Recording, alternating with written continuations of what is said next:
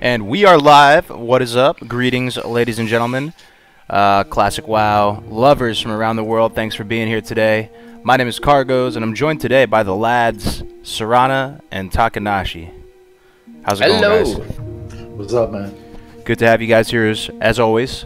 This is the episode number 10, guys. We've been doing this. We've been doing this freaking thing for 10 weeks. For 10 years. 10 years. 10 years. What the hell? The time just flew by. Excuse me while I take a sip from my Super Mario mug, like a true. I had black hair when we started, and now I'm gray all over the place. You're getting a few more grays, yeah. Silver Fox installing those Olympic stations, man. Yeah, that was great. Yeah, been a lot of work at the gym this last couple of weeks, but it's getting there, you know. He's morphing into George Clooney, the next stage of life. He kind of looks like George Clooney 2.0. I think I like Taka's hair better than George Clooney. I don't know, personally. I like it. I think it looks good. Thanks, man. I don't know. He might look better in a suit, though. We'll have to see it come February. Taka's coming to the States, guys. That's a funny thing. So we're gonna hang out and kick it. We might do a IRL stream or something like that, live from Muscle Beach in LA. Yeah, coming to LA. Yeah. I got my visa. Visa is approved, so there's nothing holding me back. Yeah, I had to pull some strings for him. It was a real challenge to get his visa approved, but we threaded the needle. We got it done. I called up Pence. I was like, hey, I need a favor. But anyway, Sorrana, how you been, man? How was your weekend, dude? Ooh, man, chilled, I would say. Tried to corpse gank a guy I really hated from the last servers, but I wasn't so successful. People who watched my stream maybe saw it that I tried some attempts in Orgrimmar, but he was too quick in the Alterac Valley queue, so I wasn't very successful. Well, we've all been there, but right? It was fun. Yeah. That's something new, you know. The new meta. Get rank 14 in Alterac Valley. What? Yeah, sad story. Yep. So it is number 10, guys. We are 1 week closer to Classic WoW. It is coming. That's one thing that I kept thinking about in the army and in training and stuff. Whenever you're in a bad spot, you always think to yourself, they can't stop time, you know, and nobody can stop time. Time's a ticking, and before we know it, Classic will be here. It'll go by in a blink of an eye. So we're one step closer.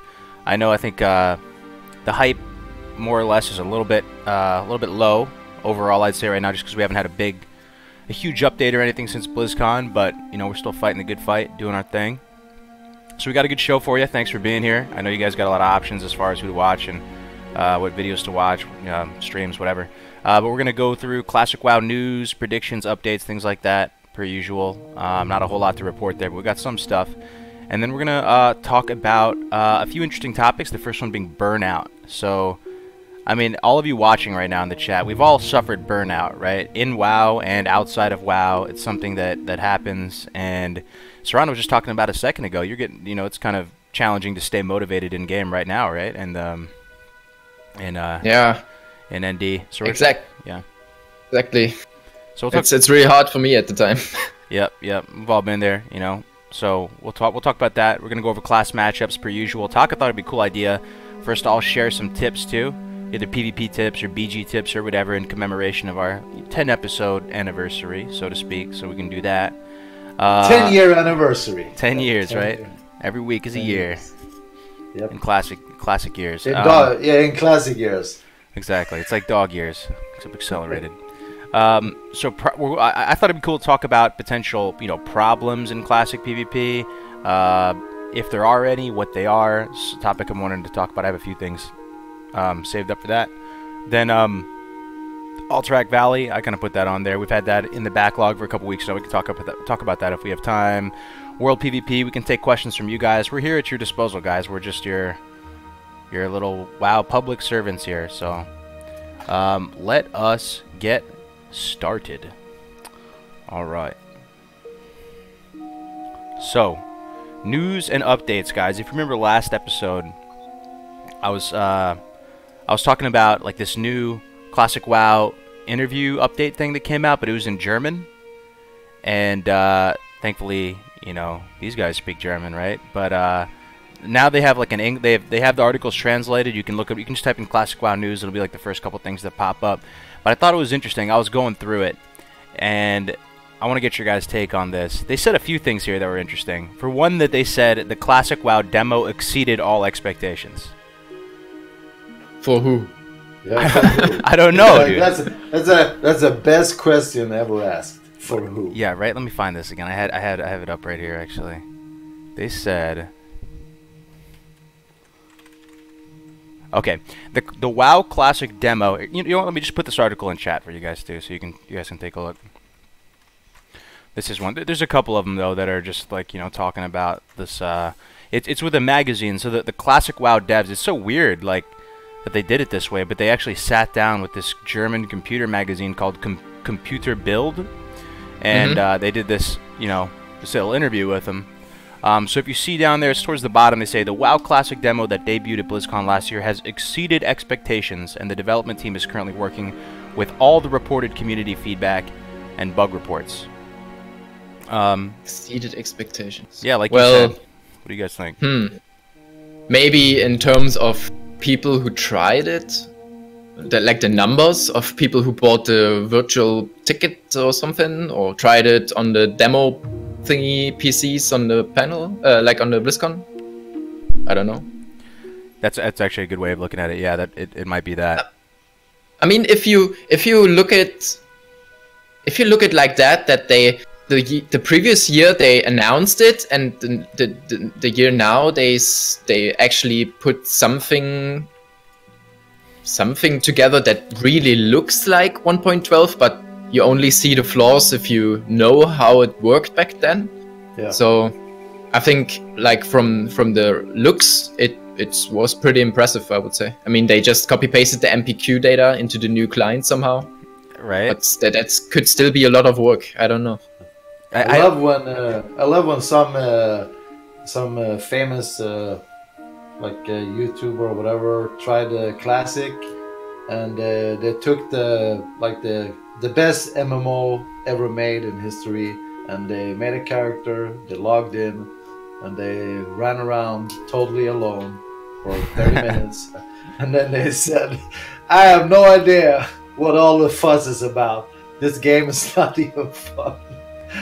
I'm never gonna play classic." Wow, I didn't see that happen. That's funny. That's interesting. Yeah. I mean, I often think to myself this, you know, when I see stuff like this. I mean, I remember.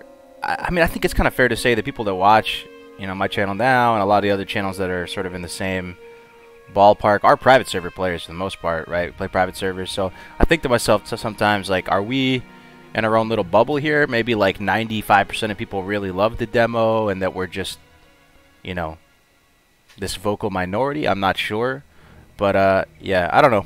What do you guys think? I mean, do you think it exceeded expectations? I thought it kind of. I was happy that we had a demo. It came a lot earlier than I thought, but dude, in many ways, man, it kind of, I think, furthered that void with the community. People thought, like, damn, is Blizzard really going to be able to do this? Dude, this looked sloppy. This did not look Blizzard quality. I don't know. Yeah, I mean, to be honest, I tried the leaked client before the BlizzCon, which you could emulate and start your own server on your PC and just play it solo without abilities and without NPCs and stuff. And the first thing I noticed when I logged on was that the movement feels weird. So it felt like the retail, not like classic movement for some reason. But the world looked exactly like classic. Like I checked a few locations with admin console commands where you can fly and shit.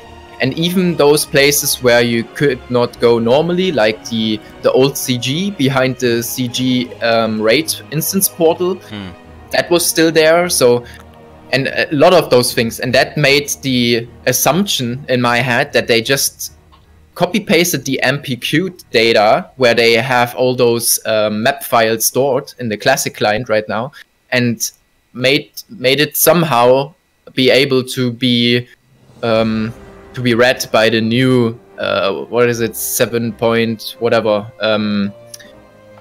engine. So they just copy pasted it in, and I don't know if that's much work. They said at BlizzCon that it is a lot of work because it's handled completely different and blah blah blah.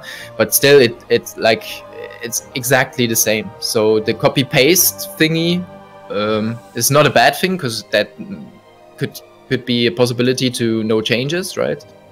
But I think in terms of expectations, I don't know. I mean, that's the minimum, right? An exactly copied world and Yeah. some basic abilities, and those, not even those abilities were it working properly. Don't get me wrong. I'm really appreciative for the demo. I mean, it really helped my channel grow, and it was overall very, you know, it was a good thing. I'm glad it happened, as opposed to just sitting like right now with no update, right? I guess it's better than this, but yeah, I mean, it definitely didn't feel like the private servers at all. Like it felt totally different, and you know, it's hard to think back so many years ago. I kind of don't necessarily remember exactly what it felt like in 2005 or whatever, but I don't know. Just seeing stuff like the LFR thing pop up, even if it wasn't functional, that stuff was a little sketch, man. But yeah. So, I mean, do you guys think, this is another thing I was thinking about the other day in the grocery store, do you think Blizzard's waiting too long to release Classic? Do you think it's going to be fine and all the hype is going to, you know, get revitalized? Like, my friend Max was talking to me about this the other day and saying, you know, man, when is this thing going to come out? Like, he was already getting tired of waiting, and, you know. Yeah, actually, I mean, yeah. I mean, I think it's even a bit too early, maybe. If I have to feel they rush it too much, that it's losing quality. Yeah, losing quality. I feel you. But if you guys want to take a look at these articles, there's nothing too crazy in here. I like some of these articles that are written by retail players or the press or whatever. They do kind of make Classic seem so hard. They're saying how like any normal creature out in the open world poses such a threat, and they're, in some ways, they are making Classic look really exciting. So you can check it out. You can just Google Classic WoW News. It'll come up. There's a couple articles out there translated, the computer build article into English. But that's about the only news I was able to find from this week. So we can move on to the next section now.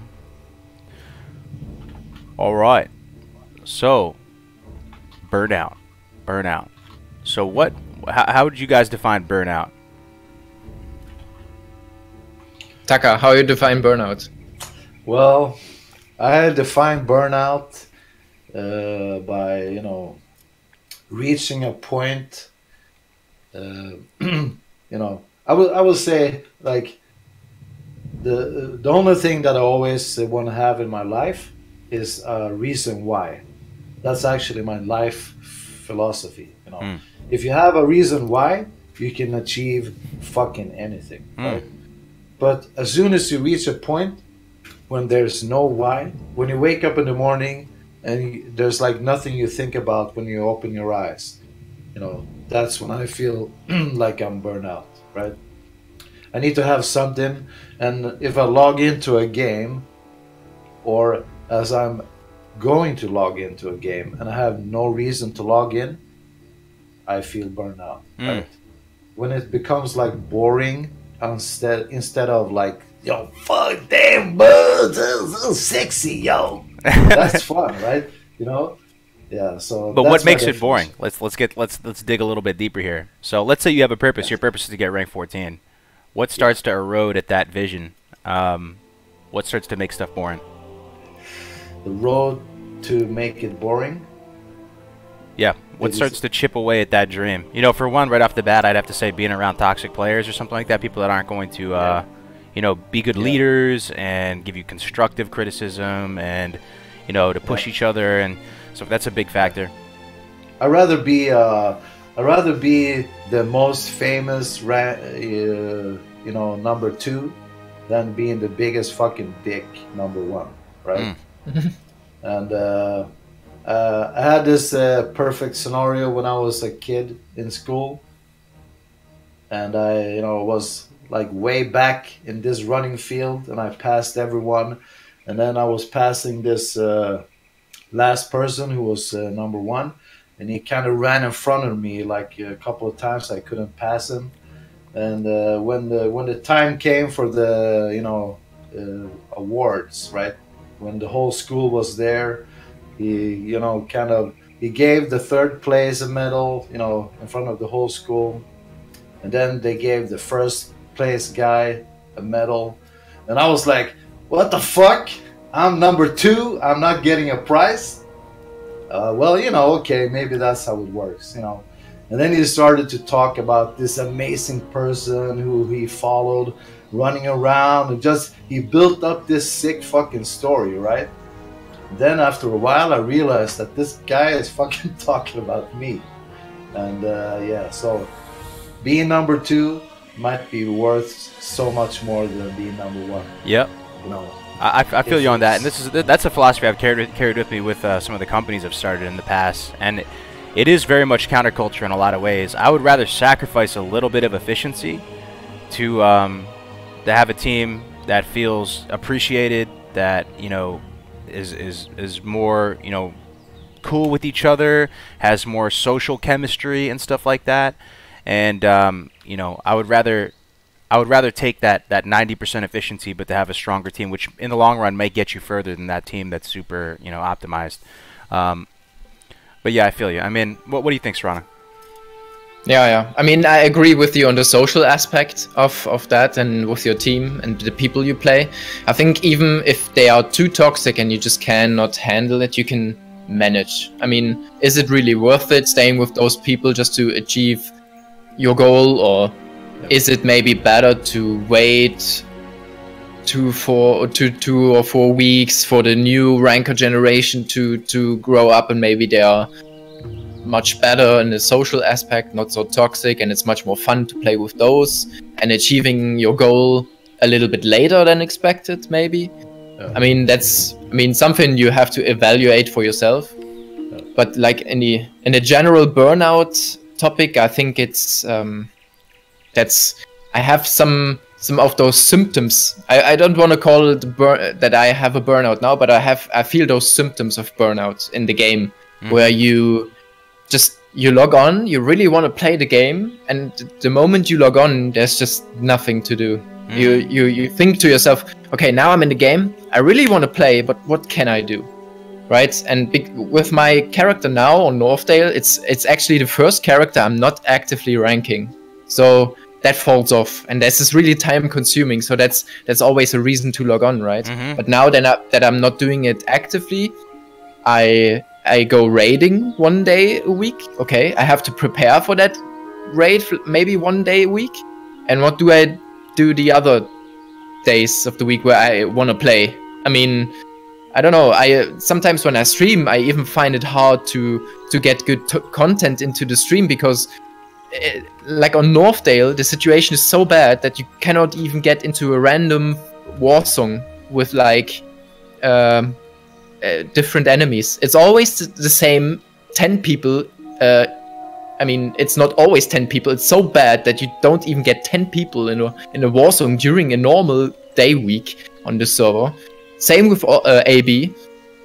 And Outbreak Valley is just so fucking boring that it's not worth to show on stream, like running from A to B and then requeue for the whole battleground. So that's why I think to myself, what I'm gonna do. I have to search something in the game, and that's what I would call personally, that's some kind of burnout, because you don't have anything to do, you're not interested in doing anything else. And what sparks that genuine interest, that catalyst, this is something I'll hop in here, so it really ties back to the whole essence of why vanilla is so great, guys, and it's the social fabric.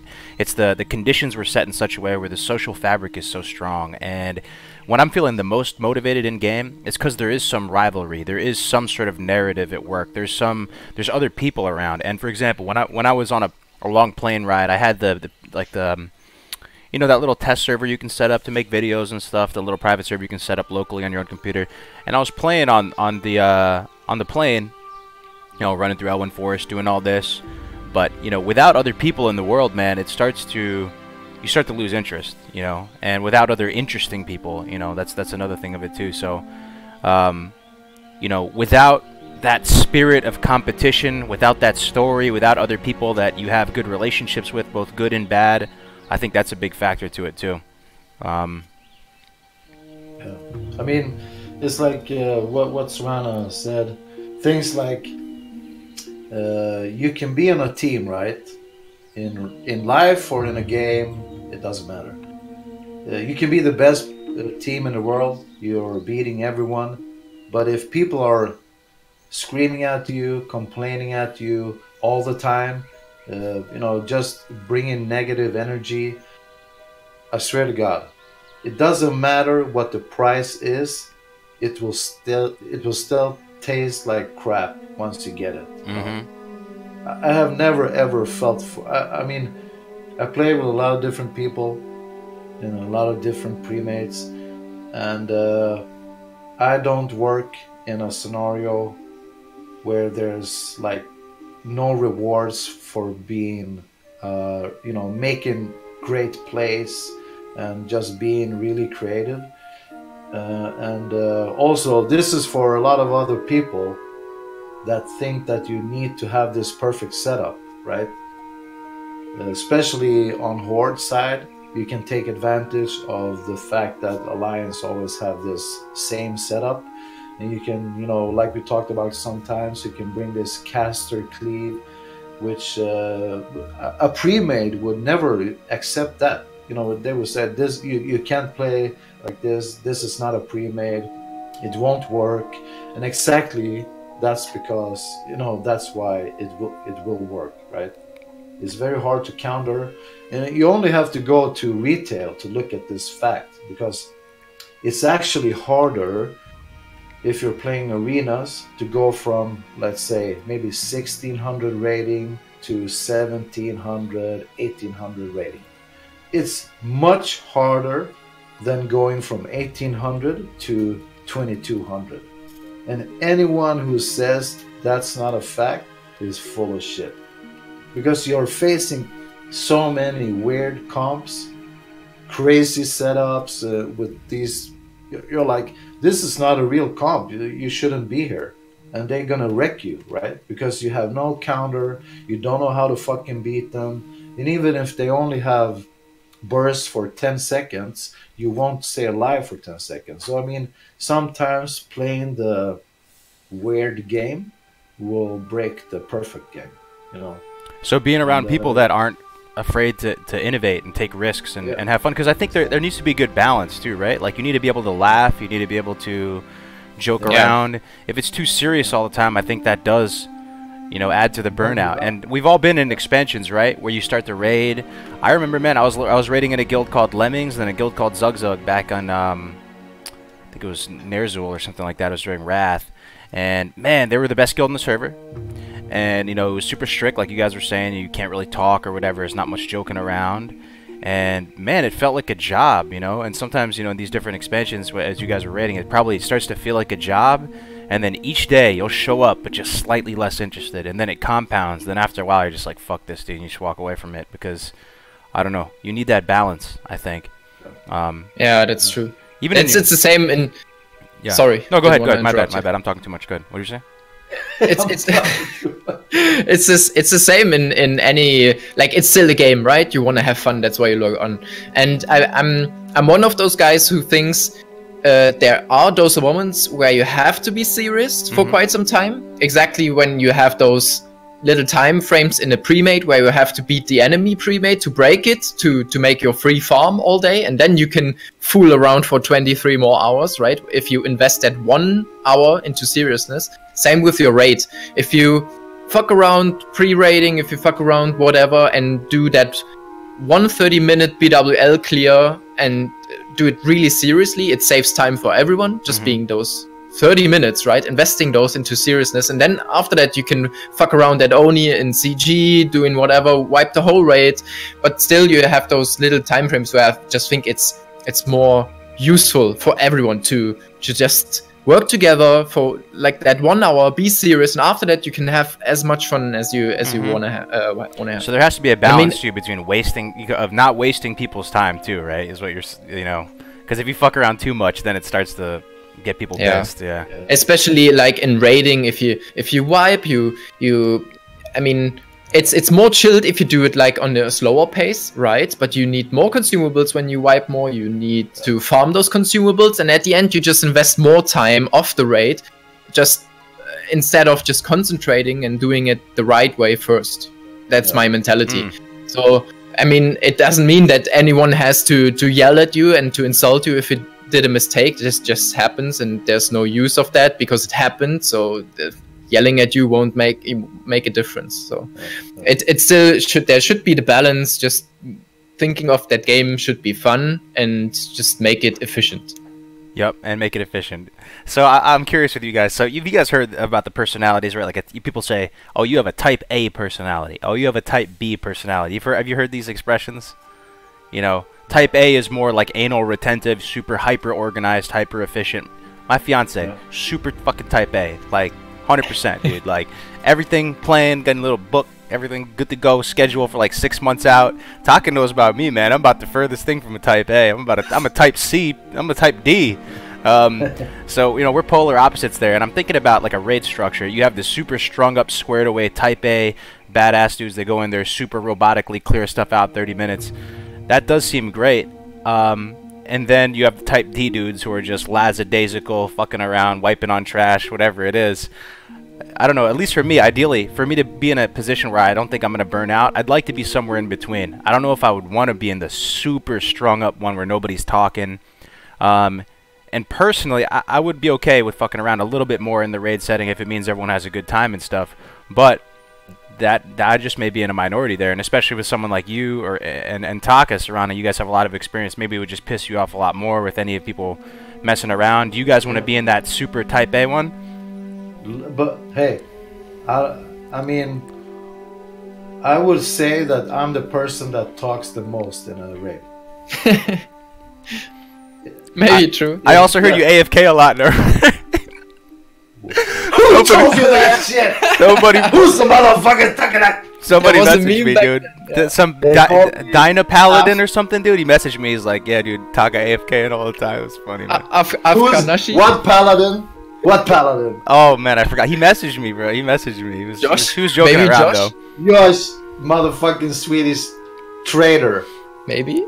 I don't know. Yeah. Yeah, they call me Afkanashi. Afghan. Okay. Yeah, That's true, yeah. Afkanashi. Yeah, I don't know. Yeah, it was a hard time. I was running my gym in this facility, and I was swapping location, and like every second I sat down, someone called me regarding a meeting, a contractor.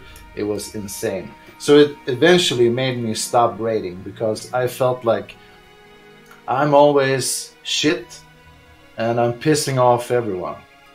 I can't, even if everything that I wanted dropped, I felt I could never need on anything because it wasn't right to the other guys in the guild. But I mean, when I was quiet, people in the raid would whisper me, "Hey man, can't you say something? It's really boring.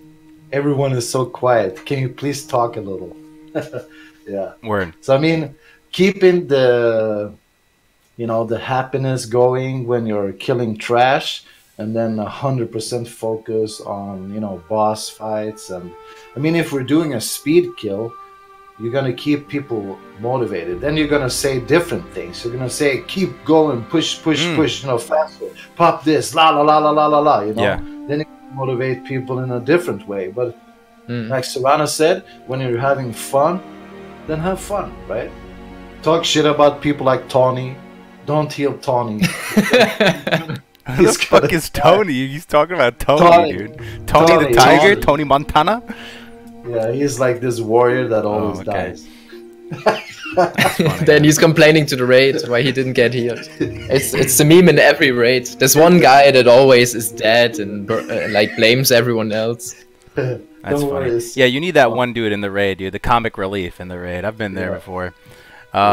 But I think, you know, this is one thing too. It's kind of, I don't want me to get on a huge tangent here, but it's funny that you mentioned that stuff. In life, like the best business leaders I've seen, let alone raid leaders and all this, are the people that can find that balance, dude. They can be serious when necessary, but also be able to switch it up and be lighthearted.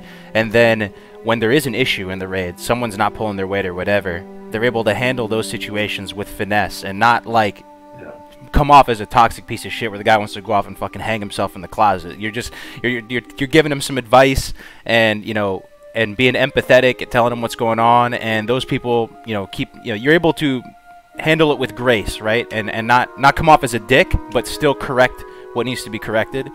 And having good leadership, to tie this back to the original point, having good leadership in place, I think, will prevent burnout. It's like number one thing, if you want to be the funny guy, make sure that you're one of the best, you know, of if you're DPS Wise or words. tank or whatever, right? Wise words. First, make sure that you know what the fuck you're doing, right? And Yeah. Simplicit said something interesting, and yeah, this is a good question for, you know, both Kargoz and Sorrana. It's like, if you're going for rank 14, what are you doing after? Like, do you continue doing BGs? Do you take a break from PvP? You focus on world PvP for fun, or what's your plan, or what do you want to do? Sorrana. Kargoz. Well, yeah, I mean, what I want to do. Yeah. It depends. First, you know, off my head, the first thing I'm gonna do is have fun, right? You can go into a BG and just, you know, I mean, you're not gonna go rank 14 and then fucking raid log. I mean, that's not for me. I want to show those weapons. I want to have some fun, smack some people around with the side of the sword. I don't know. Yep. Yeah, I think. Yeah. Yeah, I can. I mean, from my experience, I was exactly like this. I was like, man, if I get this rank 14 dagger, I'm gonna gank like BRM 24/7 and go ham with the other guys to help them finish their rank, and then we go pre-made versus pre-made on those Warsong weekends and so on. And yes, that happened some days, but the rest of the days I started raid logging, because actually the rank 14 grind is a pain, but after when you're done, the day you're done, you really think, oh man, such a relief. I can go whenever I go. I can go sleep whenever I want. I can go out whenever I want. I log on whenever I want. But basically, you log on, and then you're like, I can what actually. the fuck am I doing now? With just this? to do it, go to the toilet and sit your ass down and piss for 15 minutes. What the fuck? That's the first thing. Oh Jesus! Yeah, no more running to the bathroom. That sounds like you're spoken from real, true experience, dude. Oh my Yeah. god. So what instant cues. Jesus Christ. Yeah. Yeah. So what I did after my rank 14, for example, to like I was really like I just didn't know what to do anymore. There was this one raid day or two raid days during the week, and there was no pre-made games going on all day or something like that. So I couldn't just play the whole day. So what I started was on the new fresh server. I started a mage just to have to get away from this boring rogue I had, so to say, and experience something new. And I think that's a good tip how to avoid or stay motivated in this burnout thingy. Because like people doing the same now with Netherwing TBC, they know exactly there's no sense that I will go right there, because like in 6 months Classic is releasing and I won't get there by this day and blah blah blah. But they still they just want to have fun and doing this, right? Even though it's coming so late. So that's what I did. I just swapped to mage and did this whole same thing again in the ranking, because it was fun for me. I didn't take it really seriously at the beginning. I was like, until rank 9 or 10, I was like, am I really gonna rank this one? But then I had so much fun with the people I played with, that I played against on the previous servers in those pre-mates, and now I played with them, and it was so much fun. We were just fucking around. We had blue and green gear, and we are beating those rank 13, 14 China pre-mates. It was so much fun to outplay those guys, and that's how it developed, kinda. I didn't even plan it, so that was fun. Yeah, so I mean this is a great segue, guys. So we talked about what burnout is. How do we define burnout? What causes burnout? You know, we've all been there, right? It doesn't have to be WoW, it could be anything. And now we're transitioning into how to correct the burnout, how to stay motivated, how to prevent it, and how to correct it if you're feeling burned out. So that's a great tip, Sorrana, and that's something I can chime in on too. I love leveling. I love the leveling experience. I actually find it extremely therapeutic for me. I just gravitate towards just leveling in WoW by myself. Sometimes I just fucking shut down. I just want to go level, whatever. So switching it up, creating another character, can be a great way to avoid burnout. Also finding a balance in your life. I've said this in some of my other videos. I get a little philosophical when I talk about it, but just stepping away from your computer for 10 minutes and getting outside and feeling the air on your face, going to go for a run, going to the gym, I swear to God, nothing will rejuvenate you more and get you motivated again other than that. If you just sit lurking on your computer and other streams fucking around eating Doritos and shit, like just, you know, you're not gonna, the motivation will never go back up again. But if you head out for 15 minutes and you just like sprinted down the block for 15 minutes and then just cranked out a couple push-ups, whatever, you're gonna be like, you know what, I kind of want to play WoW right now. So I'll stop talking there. Do you guys have, what are some of your tips to correct the burnout? Yeah, but play something else, other games, obviously, or maybe just do some stuff that is not even related to playing it, right? To get this balance. What you said, go outside with your girlfriend, your friends, go drink a beer. Hell yeah, dude! I need a beer right now. Facts. Okay. This is like the one stream I'm not drinking a beer. Sorry, continue. Stuff like that. I mean, Taka's going to the gym, right, in the middle of the night. Yeah. Fuck, I was when we were playing on Ostarius and we suddenly had these 5-minute queues. I just ran down the stairs. I was sitting on the second floor of my gym, and I just ran down the stairs from the office. You know, did like a set of squats and just fucking ran up again and boom, you know, yeah, that was some sick shit. Yep. But, I mean, you're sitting down so much. I get kind of depressed when I sit down a lot. I need to do, you know, have variation, and that's probably why running perfect setup, pre-maze, blah blah blah. It's I mean, of course, I like to win, right? But I'd rather have fun and being creative, and that's why we talked about my philosophy.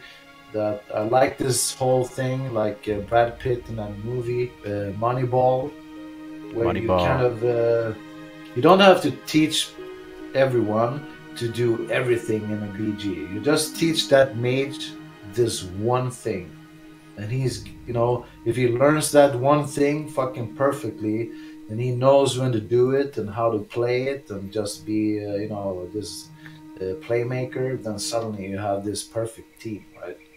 So, I mean, do you need, I don't know. I feel like having variations, doing different things, I need that to be happy. Like, I'm the same way, man. You got to be able to switch it up. You got to be able to switch it up. Maybe one more specific thing, because like it's a PvP workshop, right? So one specific thing when you're ranking. Real life PvP or yes, combat. We're gonna talk about combat soon. Yeah. Yes. Don't come to gunfight with a knife. So if you go for the ranking process and you feel like you're gonna burn out, that you have this feeling that shit, man, I need to log on now to do some more BGs to make some more progress until the reset and stuff, especially when you're going to your goal like close to rank 9 or 10 or whatever you want to achieve. Then maybe on those lower ranks, right, when you plan going on 10, don't burn yourself out on those rank 3 or 4. You know, everyone can understand that you want to go hard and make as much progress in the lower ranks as much as you can, but I mean, you won't get happy or joy out of 2 or 3 more % in your little blue bar for sacrificing a whole day, for example, right? So imagine if you take that day off at rank 4, it won't fuck you over and give you an additional week. It won't matter that much. And even though it gives you 1 more week during rank 4, who cares, right? So don't take it too seriously. I know there are people out there that go bracket 1 from the day the honor system is releasing, but those guys know about the burnout, and they no one of them can deny they haven't experienced it, and they will find some way of their own to get through. Like, I don't know, Taka was watching, or I think Star Wars was watching documentaries while playing. Some shit to calm your brain, to get it out of the game somehow. Do whatever you have to do to like heal your fucking synapses as you're doing this horrible grind. Yeah, you know what I mean. Exactly. Yeah, that would be a good. Yeah, I mean, I'll chime in here too. I mean, so. You know, I've never ranked to 14 like you guys, but you know, it's when it comes to PvP, it can be so easy to get frustrated, right? If you're just getting ganked out in the open world, whatever it is, just know that you're playing the long game. MMOs, if it's taught me one of the key things MMOs have taught me, and this is not a virtue that was instilled into me, you know, on birth. I'm very much a do something, do it right now, get it motherfucking done right now. But yeah, be consistent, man, and like the value of getting there eventually, you know, like all those rep grinds and TBC and shit and saving up for the mounts and stuff, like Sorrana said, like even if it takes you another week, it's all good. You're playing the long game in this, and I've been in the position many times, you guys might have too, where you go super hard at the beginning, but then you just can't sustain it, and then it's over. And meanwhile, the guy that wasn't doing as much work but is consistent with it will win that race. Slow and steady. Sometimes you got to take an L too. If you're getting ganked or something like that and you're not going to win that, dude, just take res sickness. Just take an L. 10 minutes, man. Go take a shower. Be good to go. Save the trauma. Yeah, exactly. I mean, think of that. If you burn out, you will stop and maybe not. You won't achieve the goal you set to yourself. While if you prevent burning out, you will maybe take longer time to get there, but you will get there eventually. Yeah. Wait. Kargoz, did you say go take a shower? Yeah, take a shower. Yep. And by shower, I mean put baby wipes obviously, on. Obviously, yeah, exactly. You have those baby wipes. You just exactly, dude. The little bird bath right there. The little thought shower. The trucker shower. In Germany, we say trucker shower when you only take the deal. Oh man, dude, that's funny, man. Okay. All right, so we talked about some tips. We talked about what burnout is, what causes it. This is a good topic, man. I'm so glad you were talking about this, Rana. Should we move on, or is there anything else we should talk about with burnout? I think we are ready to move on. Ready to move on. I think I looked at these pink matches. Too long. Okay. All right, guys. Don't burn out, guys. We're here for you, all right? If you're feeling burned out, you know what? You got some shoulders to cry on. Just hit us up. Alright, so the next thing we got, let's see. Alright, let's talk about some more PvP specific stuff. So what do you guys want to talk about? Class matchups, BG tips? Just what wait, are you guys feeling? 1 second. 1 second. Something really important came up in the chat. What's that? Gergo Kiss says, I love you guys. Thank you. Yo, thank you, man. We love you guys too, man. We actually got a good amount of people in here. We got about, what, 150 or so? Yeah, thanks for hanging out with us, guys. I know the hype's a little bit low for Classic overall, but we're still hanging in there as a little itty-bitty community, fighting a good fight. So we appreciate your time today. We're a pre-made. We're pre-made. That's a good way of looking at it, dude. We're just a giant pre-made. Hell yeah. Okay. All right. So what are you guys feeling, Taka? We can do whatever in whatever order. We don't have to follow this. You want to talk about class matchups, BG tips? I mean, someone in chat is repeatedly asking for add-ons. Yeah. Necessary add-ons in PvP. I mean, there's like add-ons for me personally is a thing that everyone for himself has to decide. I think your UI is very much done by yourself and hits your weaknesses. I think we said that earlier in earlier panels. Some people just want to have that big oh shit button, like in 300% scaling on their monitor, just to not forget about it, right? They know their weakness is I just fucking forget to bubble or whatever. It's just an example, okay? So I need that really big on my screen to remember myself. I fucking need to hit that bubble, okay? So whatever works for you is good. And I think we can talk about some add-ons that are widely spread about the PvP community that nearly everyone has. He's basically saying that all warriors have this start attack macro. And all those fucking Lodadins should make this start bubble macro. All the what? Lodadins.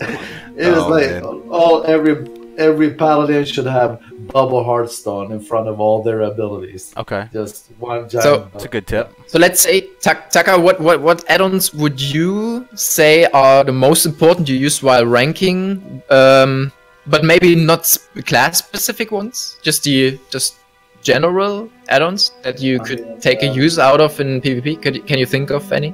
Those like trinket venues, you know, really huge for me. Yeah, trinket menu is really important. Yeah.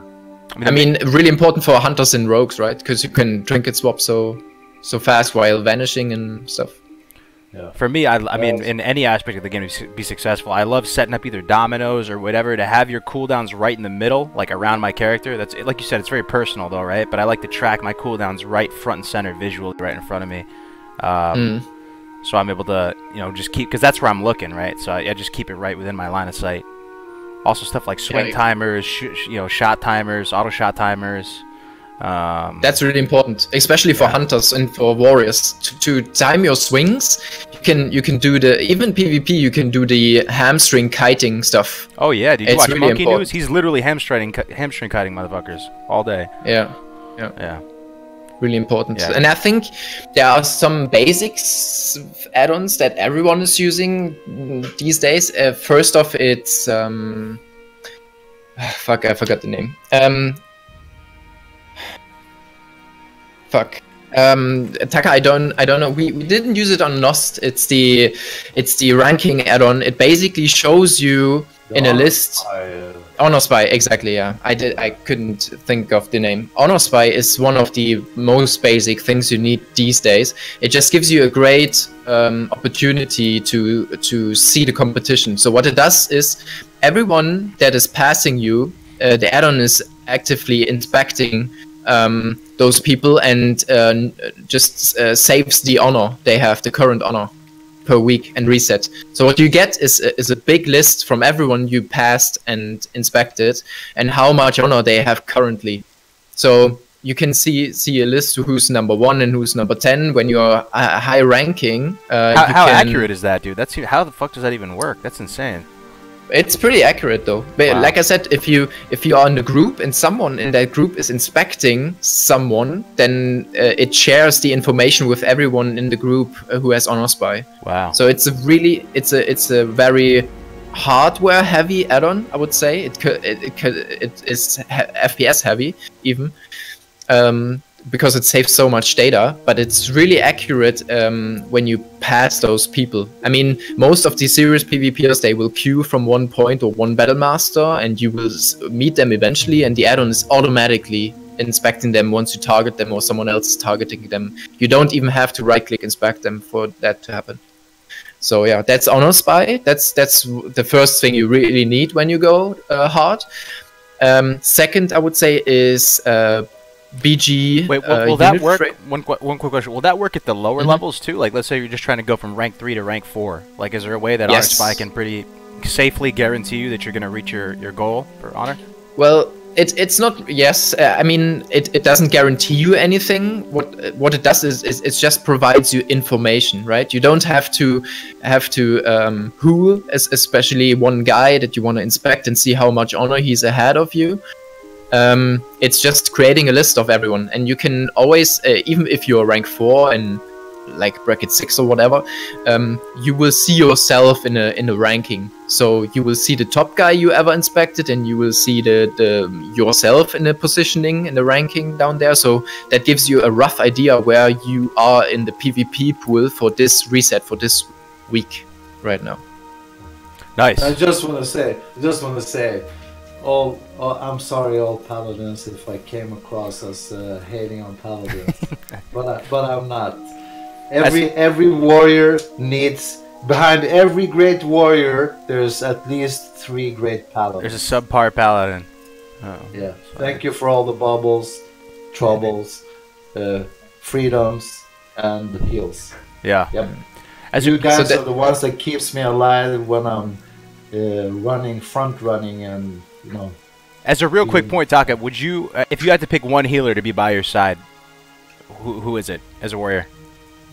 One healer. Yeah, Horde or Alliance, and what class to follow you around? I would pick Kathleen. No, I mean, okay, all right, Paladin. Kathleen is the German paladin. Paladin.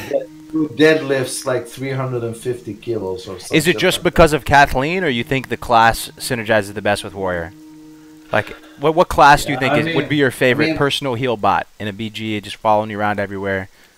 I mean, a good paladin is fucking strong, I have to say. Okay. If you can play a paladin well, you spec into certain things that, you know, so you synergize well in PvP and with the warrior. I mean, fucking insane classes. They can take a beating and at the same time keep me up, right?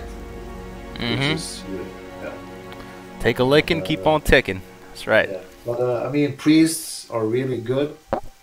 I would say it comes down to the person before the player, right? I have to say. Okay. Yeah, right. But I really like this guy, and he played a paladin amazingly. And I agree. He definitely is 3 plates, 4 plates. Good shit. Yeah. Yeah. Okay. So what was that? Sorry, I just want to really quickly finish on the add-ons.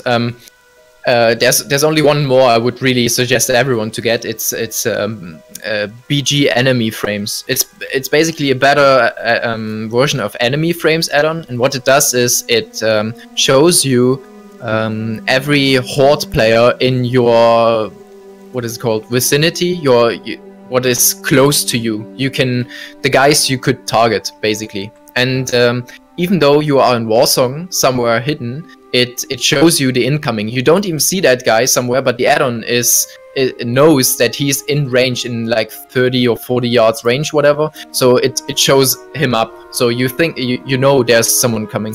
It also has a little.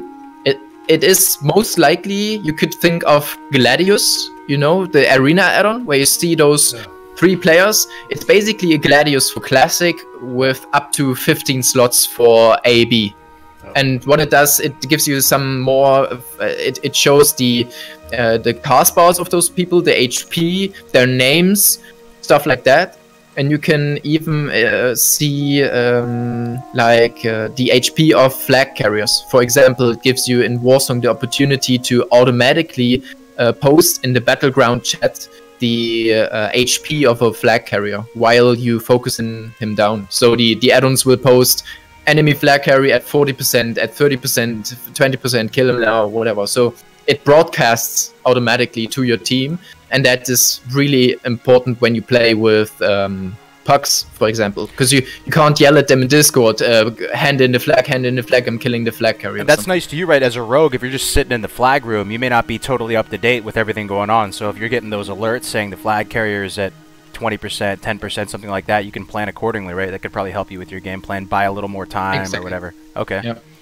So that's, what is it, Honor Spy and BG nameplates? Honor Spy and BG enemy frames, it's called. BG enemy frames. Those are some really general PvP add-ons you could use for yourself. Yeah. I wonder if... Is the enemy BG place, that includes names on the flag carriers as well, right?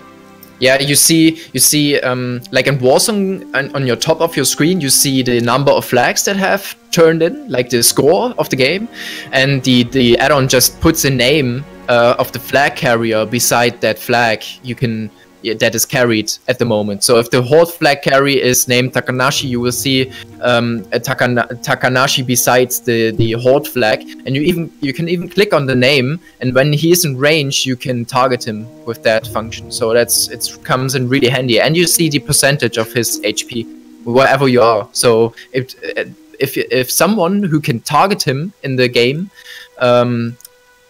has the same add-on, it broadcasts the same information to you. So you don't even have to be in range to see how much HP the enemy flag carrier has to be. That does seem really useful. Is there anything in AB that comes in handy for? Like, you know, how long those stuff caps and shit like that, maybe? Yes.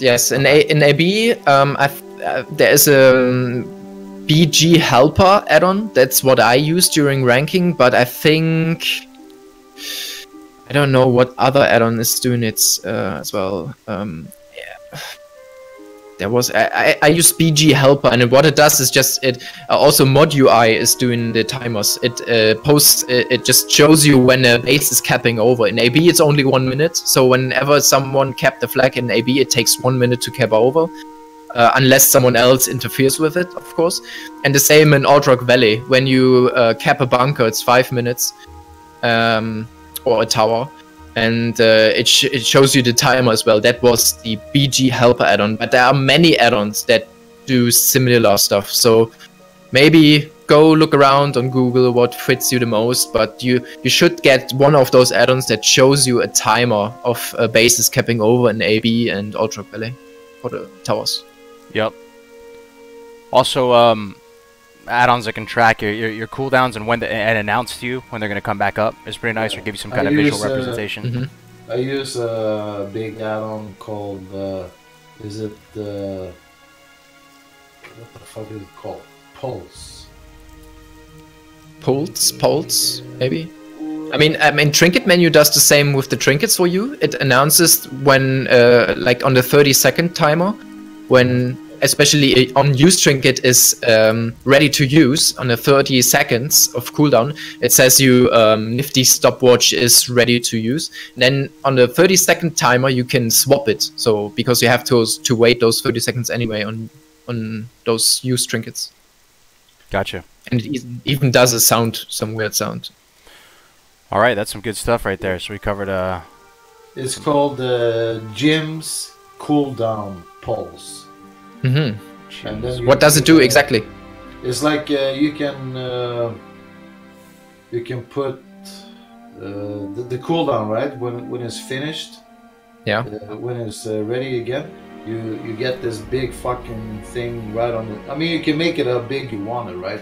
Your icon, basically the icon of the ability that's coming up. So yeah. I like that because I just have it so it flashes right on the screen, and it's really easy for me to see, and I don't have to look down like ever. So yeah, that's a nice. I like that, but I don't know. It just you know, made it a part of my, you know, every whatever, and it feels like I need it to. I can't read text and shit. It doesn't work for me. And having those things that tells you what people are using and shit, that I don't think that's going to be available in Classic, or at least I don't hope it will, because it's trivializing PvP on a level that is just too high. Yeah. I gotcha. All right, let's move on to BG tips. So we can start with Warsong. Now we can think here. We can kind of think live here. Let's think big picture here. Warsong Gulch, capturing the flag. But we're gonna rank 14 in AV, aren't we? No. Northdale is not a good example of a ranking and working PvP scene. Don't take Northdale too serious. Wait, pardon my ignorance, but is there a line of play where AV is going to be the best though? When retail hits, like if there's AV weekend or something, or never? Okay. Yeah, AV weekend. Yes. What you do is basically. You go with ever bonus weekend that is available and do the best out of it. So Warsong and AB is obviously you have those set and standardized meta games where you go with, and it's a lot of good honor. And in Aldrock Valley you have to see what version of Aldrock Valley is coming in. So the early versions of Nostalrius were like, if you kill Drektar, the game is over and you get all the bonus honor. You don't have to care about any towers or bunkers or whatever. And the Aldrock Valley version we have now on Northdale server is if you kill Drektar right away, you don't get any bonus honor. You win the game, but you don't get the bonus honor. You only get those bonus honor if you save your towers from being destroyed and kill the enemy generals and destroy their towers. That's basically the 101 of the Aldrock Valley. So are you going in there with an actual pre-made of 40 people? Or, yes. I mean, so are you going up against other pre-mades too? Yeah, Monkey News was banned for his first attempt to go with pre-mates there because he used AV Enabler, the add-on, which came out in TBC that it just group ranked everyone for Aldrock Valley, because in Classic you cannot group queue like for Warsong or AB in Aldrock Valley. You cannot queue with 40 people. Oh, okay. So you have to solo join the queue. But what you do is basically you you do the manual add-on, right? Someone in Discord counts down 3, 2, 1, and everyone pushes the button at the same time. And there's a high chance that most of the people you sitting in Discord get into the same game during. So that could actually work in Retail Classic, though. Yes, right? that could work, yeah. And I think that's one of the good attempts how you survive Alterac Valley bonus weekend, because the only reason you go there is because it's slightly more honor because of the bonus honor than farming AB or Warsong. Considering that Warsong or AB games will have longer queues than Alterac Valley. That's the only reason why hardcore rankers or premates go into Alterac Valley in the first place. So, is it like Retail where you just zerg the enemy boss and just cap the final towers and just go right for him? I would assume so. Right? That depends on the patch of the Alterac Valley. Like I said, in Nostalrius, on the first private server scene, it was just killing Draktar and you got all the bonus honor. Now you have to actually care about the towers and stuff, so it's a more recent version of it. I see. Yeah, it's different. But usually, like, what you do as a premate to gain honor, AB is the fastest game if you do it perfectly honor-wise. So it's the most honor per hour you can get if there's no bonus weekend. So during the week. If you have bonus weekends, you go on the battleground with the bonus week. But otherwise, you want to go AB and dominate it and do 7-minute games for maximal honor per hour. What the people now on Northdale do is they don't care about premating, because every game that is taking longer than 15 minutes is too much for their brain, obviously. So what they do, they took a gentleman's agreement on both sides, Horde and Alliance, that they are not going Warsong or AB to do those pre-made games and fight it out whoever is the best. They just join Alterac Valley, pass each other, and do the PvE way of grinding honor. It's like how it is on Retail, yeah. There you just pass both huge death balls past each other and go right into the base, right? Yeah. So, yeah. And no one is stepping, no one of those... Yeah. No one of those people stepping up. Yeah. It's like you're going rank 14 without ever fucking PvP. Yeah, that's kind of true. Wow. I mean, if anything ever was tragic, that's it. So maybe that's a problem of classic PvP, man. And we put that in there for number 6, you know, like the fact that you can get rank 14 without... I don't think it is a problem when there is one group going AB or Warsong, because if there's one group farming the pucks in Warsong or AB, they will outfarm the guys that going AV all the time. Unless it's AV weekend. Means, right. Unless it's AV weekend, yeah. Okay. Unless, yeah, that's the effect. So, but basically, what happened now is the whole community in PvP started to go Alterac Valley, so there are not even Warsong or AB games opening during the week. I tried to go in a stream. I tried to do Warsongs, and I couldn't even play a 10-man game Warsong during a normal weekday. It's insane.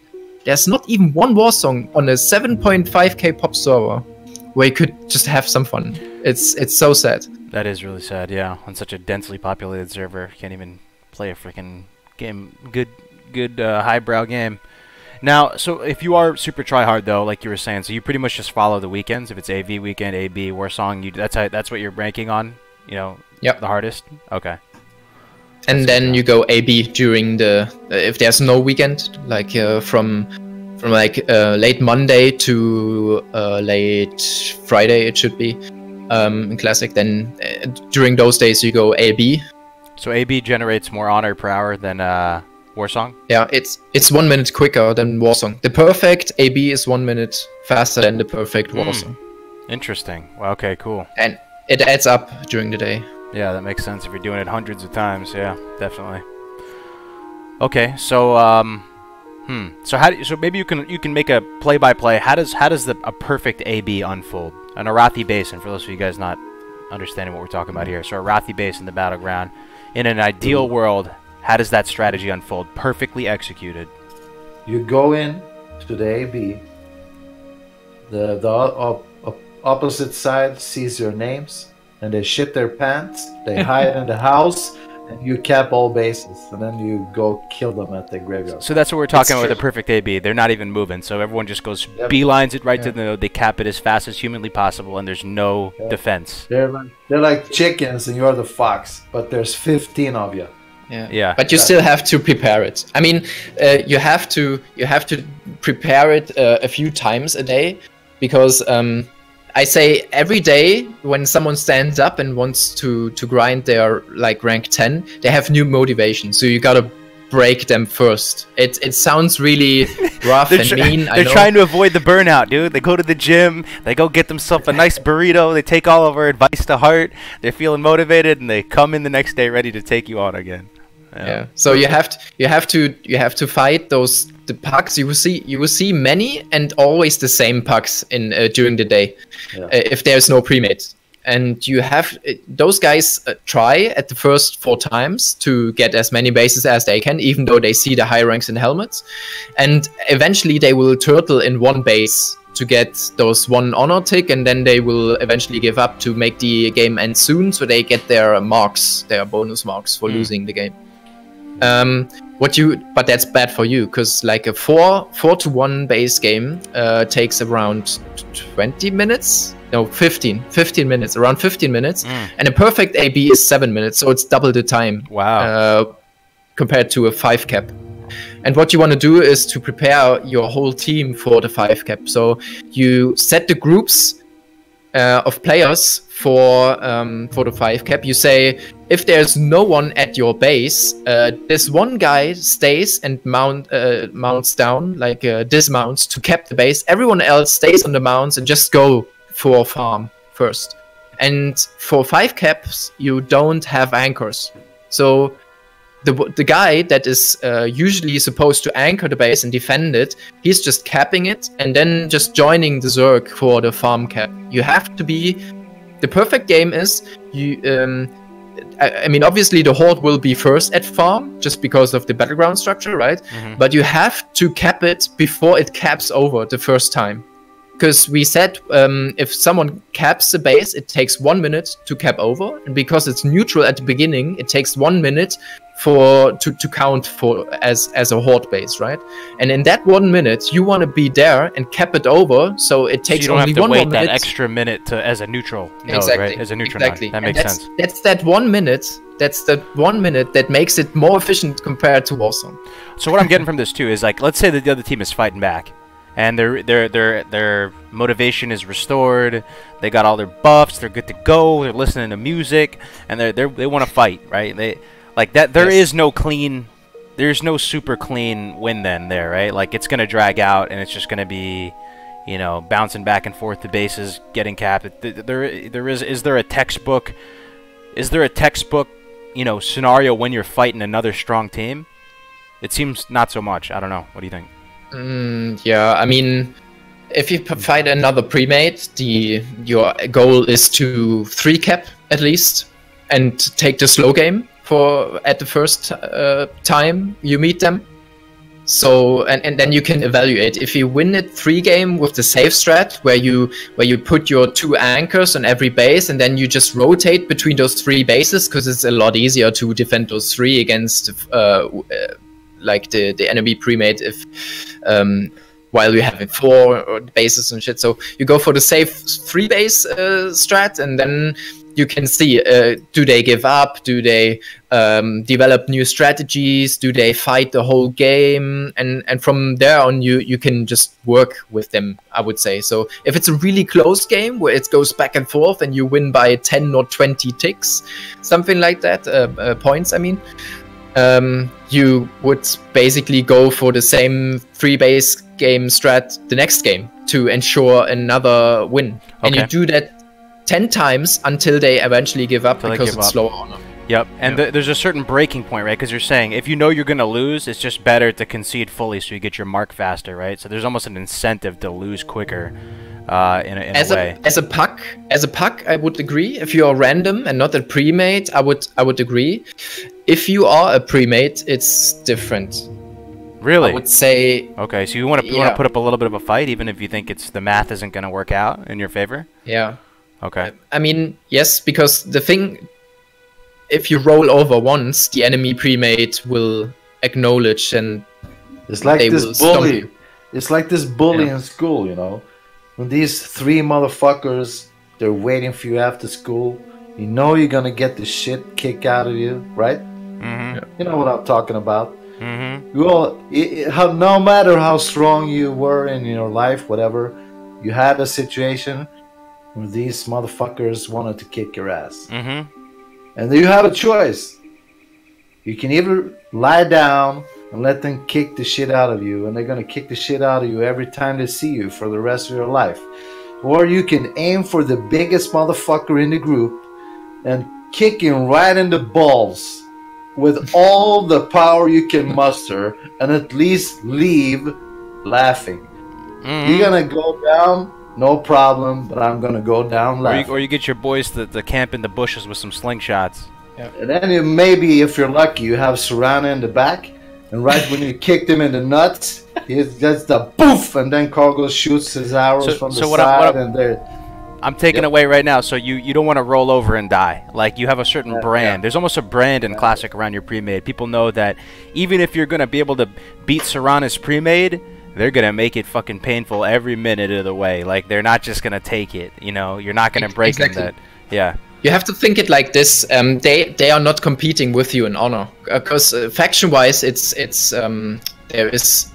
You're not competing with them in honor or bracket spots, because Horde has their own ranking system, and the Alliance has their own ranking system.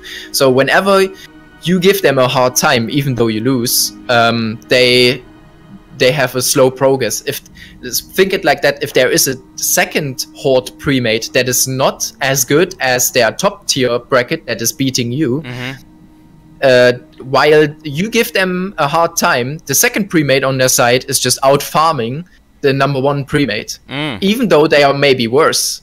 But they are farming pucks, while you give them give the bracket 1 pre-mate a hard time. So that's how they have to arrange. If they see that happening, they see, oh man, this shit group behind us is doing way more honor per hour, even though we are winning all-time games, but it's like 20-minute games, so we have to do something. So eventually they maybe swap the battleground. I was just thinking that. Dodge you, maybe. Even though they are winning, they might dodge you, because they have to compete on their own faction. And you're slowing them down, even though they're winning. You can create a situation where the honor per hour isn't good enough, and they may switch out to Warsong or something like that. Interesting, dude. This is fucking juicy, Sorrana. Wow. Okay.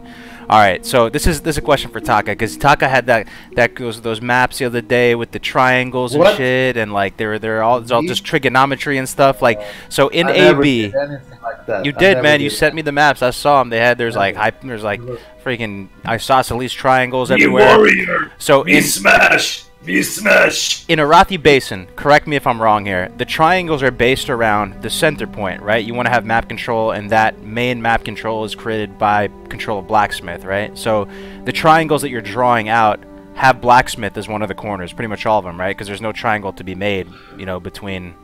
It'd be pretty. Yeah, because it's like blacksmith is the only base that's close to everything, right? Yep. So it's if you're having mages, they can pretty much go from, through blacksmith to any other base real quick, and just slow down the other team while they try to rotate and whatever they're doing, right? So 3 bases is absolutely the perfect thing if you're in some trouble, and making sure that you have mages that can move around and rotate real quick and just help each other, using rank 1 blizzard. Like Sorrana said, and a lot of other mages said, it's like your job is not to kill people as a mage, right? Slow them down.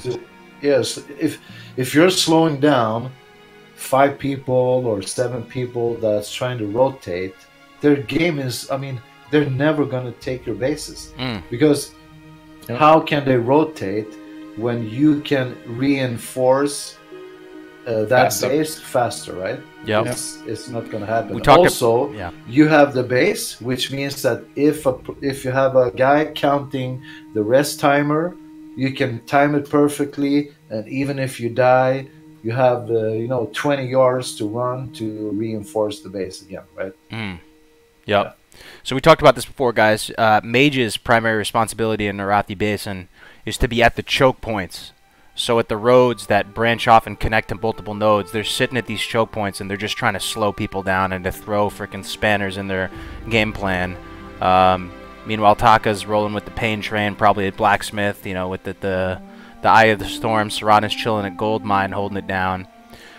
Would you agree that Blacksmith Farm LM is the best 3-cap to hold? What? LM? So Lumber Mill, Blacksmith Farm, is that your perfect triangle, 3-cap? Yeah, for Horde it's the best, yeah. For Horde, right? And for Alliance, would it be Stables, Blacksmith, LM? Okay. Exactly. Not a lot of gold mine love then. All right. The only thing that's a big concern is that you have a really hard time as an alliance running from Lumber Mill to Blacksmith, right? But you jump down. Yeah. So the only thing you have to jump down. But as a horde, you have roads connecting all the 3 bases.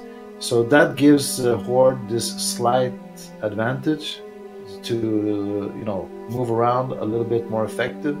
But yeah, I mean, you can slow fall down and what Taka means, I think, is when you're not slow falling down, you would have to go all the way down in the back of Lumber Mill and then take the path through the water, and you have to be really experienced to make the jumps over the floating barrels and tree stumps, not to get dismounted while you jump there, and you lose a lot of time doing that. So what you want to do is take Noggenfogger, or if you're a mage, you get slow fall or levitate as a priest, and then you jump down from LM, and that's why it's so much better than Goldmine, because you can jump down to Blacksmith. Because you never want to lose Blacksmith. Okay, you can arrange with all the other bases, but you never want to lose Blacksmith once you have it. And even though you have Lumber Mill before Blacksmith, because usually if you fight a pre-made, the Blacksmith fight can take for nearly 80% of the game until it's capped by one side. It, like, every side is just keeps coming. The respawns just keep coming every time. But once you get Lumber Mill, your respawn timers are much shorter than the hordes coming from farm, and you can interrupt them with a mage on the bridge, so they cannot rotate as fast. So that's why you can win actually the Blacksmith fight by getting LM. Just because reinforcements will come in faster. Exactly. Yeah. Okay, so it's not that the actual respawn timer is faster there, but the travel time from that graveyard is going to be faster, right? Yeah. And you cannot be interrupted or slowed while you're flying down. There's no mage that can blizzard in like 20 yards in the air or something. Like you can only blizzard choke points or roads, but you cannot do that while someone is flying down. There's nothing you can do to make them not fly down. So that's why it's a safe path. Yeah, I'm kind of sold on this too. I mean, it does seem like LM is really valuable, and also with Goldmine, I mean, people can just fucking rain down from the heavens on top of you, right? That's another annoying thing, like. It's like I see,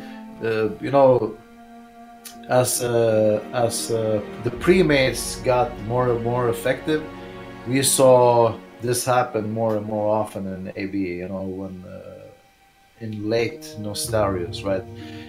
They took a lot of caster classes, went to Lumber Mill, had a really strong comp to make sure that they got Lumber Mill, and then they like maybe 7 or 8 people, and they had enough people to go Blacksmith to just stay alive, right? Or they kind of prolong the fight or whatever, and then they just slow fall down and they tried to take Blacksmith. And this was mostly from Horde, because I feel like Horde has more casters than Alliance in a lot of cases. So yeah, they have some advantages, and they have some disadvantages, of course. But yeah, just makes sense. Something. Okay. So we've been over some good core kind of fundamental tips to doing Arathi Basin. So far, blacksmith is king, but we've also talked about some reasons why lumber mill is really good as well. Choke points, stuff like that. Is there anything else that you think is kind of a good thing to keep in mind, just as a general thing when doing AB, or should we move on to Warsong? Let me see. Usually, if you're a horde, you have a lot harder time to get a 5 cap if you don't get it right away. What I mean with not right away is once it's capped over, the enemy team is able to spawn on that graveyard, obviously. Mm-hmm. And it's a lot harder for horde to get stables because the distance between the graveyard and the flag is a lot shorter than farm. And it's only broken by a little house, which is line of sight, of course. But you can just play around really easy. You have to, as an alliance, if you respawn at the graveyard, if you max out the range where you can be rest, right? You have this little circle around the ghost healer, whatever, that is rezzing you. If you max it out, you are nearly at the edge of the whole house already. And once you rest, you do one step and you are in line of sight to the flag, and you can easily interrupt with a grenade, bow shot, rank 1, whatever, frostbolt. So it's really hard for horde to retake the 5 cap if it's once it's gone. You have to be totally dominating. You have you're to. Saying this is at stables, right? This is at stables, or farm? Yeah, at stables. Okay, so as a stables. horde. Okay. Yeah, as a horde premade. So what you do basically as a horde premade is you gather. You let them rest, everyone, and you keep them in the base, wait until they are all rest and gathered up, and you gather up, buff yourself, make everyone ready, and what you have to do is go in, bring them all down, but not kill them one by one. You have to kill them very close to each other, so they're not respawning one by one, interrupting you again at the flag. You have to kill them you gotta at one be so time. careful with that, because what if you kill them all and then the res timer is about to tick off, and then they literally all respawn as a massive army again? Yeah, but that's a good thing actually, because if they trickle in one by one, it's a lot harder to control them one by one instead of a mass. If they are all respawning at once, it takes one mage with improved Blizzard or Frost Nova to keep them at the same place for like 2 seconds, 4 seconds, something like that. Okay. So it's a lot easier if they trickle in one by one. One can interrupt you, then he dies. The next one comes, interrupts you, dies. The next one comes, interrupt you, dies. And there are 15 people, so it's a lot harder that way. So you have to bring them down at like everyone at like 10-20% or something, and then you nuke them so they all die together. And then someone start capping, and everyone else is just collapsing on their graveyard, trying to keep them there on the next rest. Okay. And you only need you only need 10 seconds after that, basically. Makes sense. So the TLDR there is for all of these reasons. It's harder to retake the 5 cap as horde, right? Yeah, retaking the last cap on stables is harder than alliance. Okay. Yeah. As alliance, you have a easier time getting farm in that purpose. Yeah. Okay. Good to know. All right, let's move on to Warsong Gulch, man. So we're talking about flags. We're not talking about nodes anymore. What do you think, Taka? What is a perfectly executed Warsong Gulch? I guess we'll talk about the scenario. I mean, a scenario against a pre-made that's not trying. You just run in, get the flag, and you run out. It's just about how fast you can do it, right? What about if they're putting up a fight? Is that a Stella, by the way? I just got triggered. Fuck. What? Stella? Sorrana drinking a Stella? It's a Beck's German beer. Oh, okay. Looks like a Stella.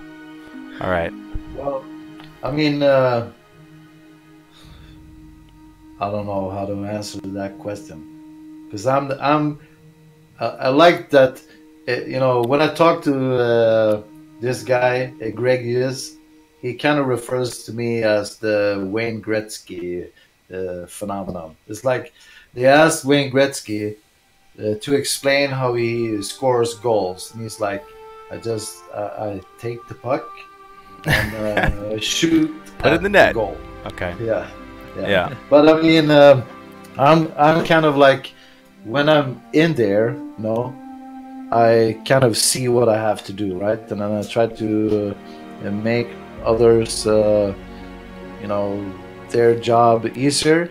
And as you go along, of course, when you play more and more with these people, like we discussed other times, it's that people will learn their jobs. And you know, some people talk about when apes or nope did pre-mates, they pretty much didn't talk at all, right? Because they just played so many times, they had this perfect sync and just, you know, plays so well together. And I mean, that's what's gonna happen eventually, right? But having a good setup from the start is, of course, a nice way to start the game, right? Mm-hmm. And then just see what is on the other side, and you know, feel them out and take it from there. But I know this is like confusing shit, and it's like not really concrete information, but I mean, Sorrana can talk a little bit more, and I can just give some examples on countering the best pre-mates in the world. No, that's good, honest advice, man. I mean, but just I mean, yeah, maybe Sorrana can. So I mean, generally, like, you know, are both just take us through the flow, the sequence of the game. You know, the gates open up. Both teams, are they running past each other in mid, generally speaking? Are they trying to engage at mid? Is the druid just going right for the flag? Is the mage and the druid going right as a two-man team for the flag? You know. Okay, yeah. What the standard approach or meta game is, the druid goes for the flag alone at first try. Okay. If you don't know the enemy team, obviously. Straight up the middle, like just right up the spine of the bitch right there? Or is he going, he's usually, yeah. Everyone who's going out of the base is mounting up and goes on the graveyard side of your graveyard side of the battleground. Doesn't matter if it's Horde or Alliance, you just jump down your graveyard side when you're mounted up.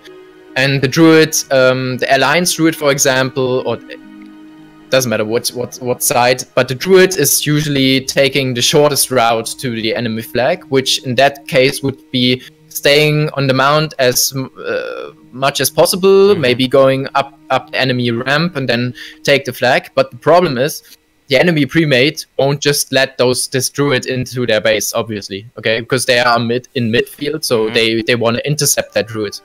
And if they have good hunters, they will have a macro with the name of this druid, and whenever they can target the druid, they will send the pet on him. And it doesn't matter how late or soon the druid is stealthing after the pet was sent, the pet will always keep track. Even though he stealthed after the pet was sent, the pet will attack the druid and chase him out of stealth even. So that's a classic mechanic. You cannot avoid a sent pet with stealth. Only vanish works.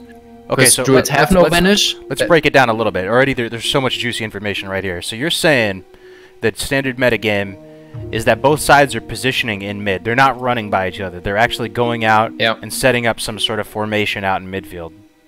Yeah, okay. Yeah, I was just going too deep into druid. So basically, the druids are going for the enemy flag in what way ever, and the rogues stay in defense in the flag room. Everyone else is going in midfield. Now it depends what setup you have, but usually you want someone of your team to take the boots out of your tunnel. That's very important for your defending rogue, so that the enemy druid or flag carry won't have those boots to get out. The speed boots, gotcha. The little buff, gotcha. Okay. Yeah, yeah. And in Classic, it's you have to say it's always boots in tunnel. It's not rotating. I think in later patches you had the Leaf and the Berserk even popping up there randomly, but in Classic it's always the boots in the tunnel. While the Berserk is always in the left hut on your side. So when you look at the battleground from your gates, it's always in the left hut. And you want to give that a really good equipped Hunter or Warlock.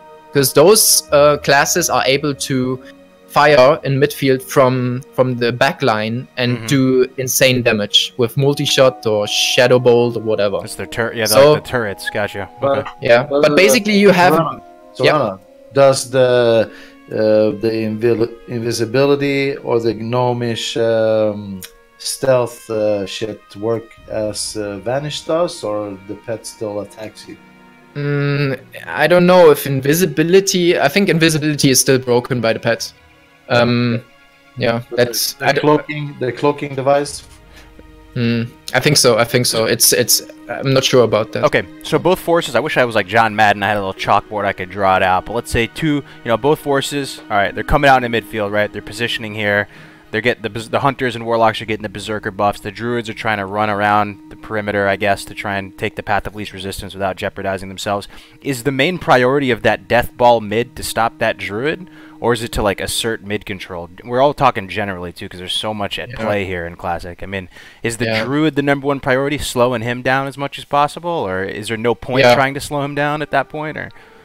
It's basically it's a Mexican standoff at the beginning. No one wants to do the first step because you could overextend, and then the warrior that's charging in gets nuked and so on. So you just check each other out from time to time. Maybe get a dispel off from the priests. Get a dispel off from and if you can find the druid somehow, maybe a hunter can do it while he's staying on ramp or something, because the hunter can just stay on a mount back on the ramp and do a little bit of like running around trying to find the druid or force him to enter tunnel. And if the shit gets loose in mid, he can just enter the fight while being on his mount. So there's it's not you're not sacrificing the hunter back there. Okay.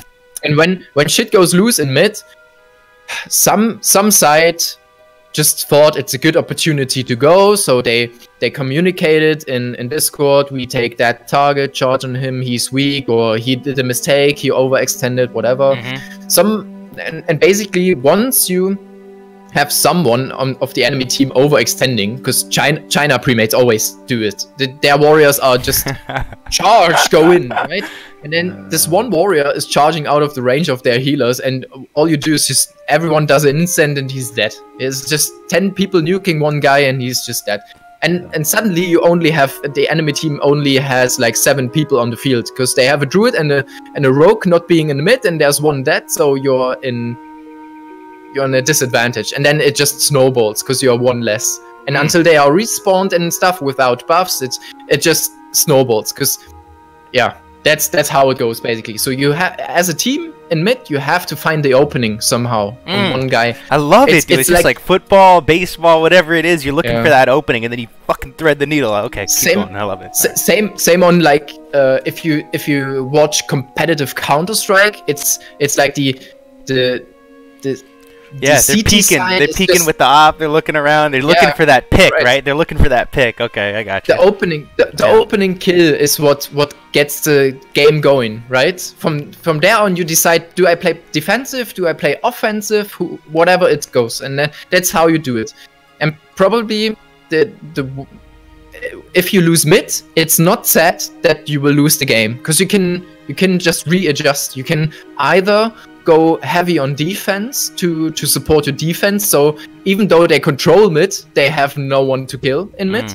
Or you go just offensive, that you just go for defense, and whenever your druid like outplayed the rogue, you just push as a whole force into the mid fight and develop a new, like it just buys your druid time while you fight a new fight in mid.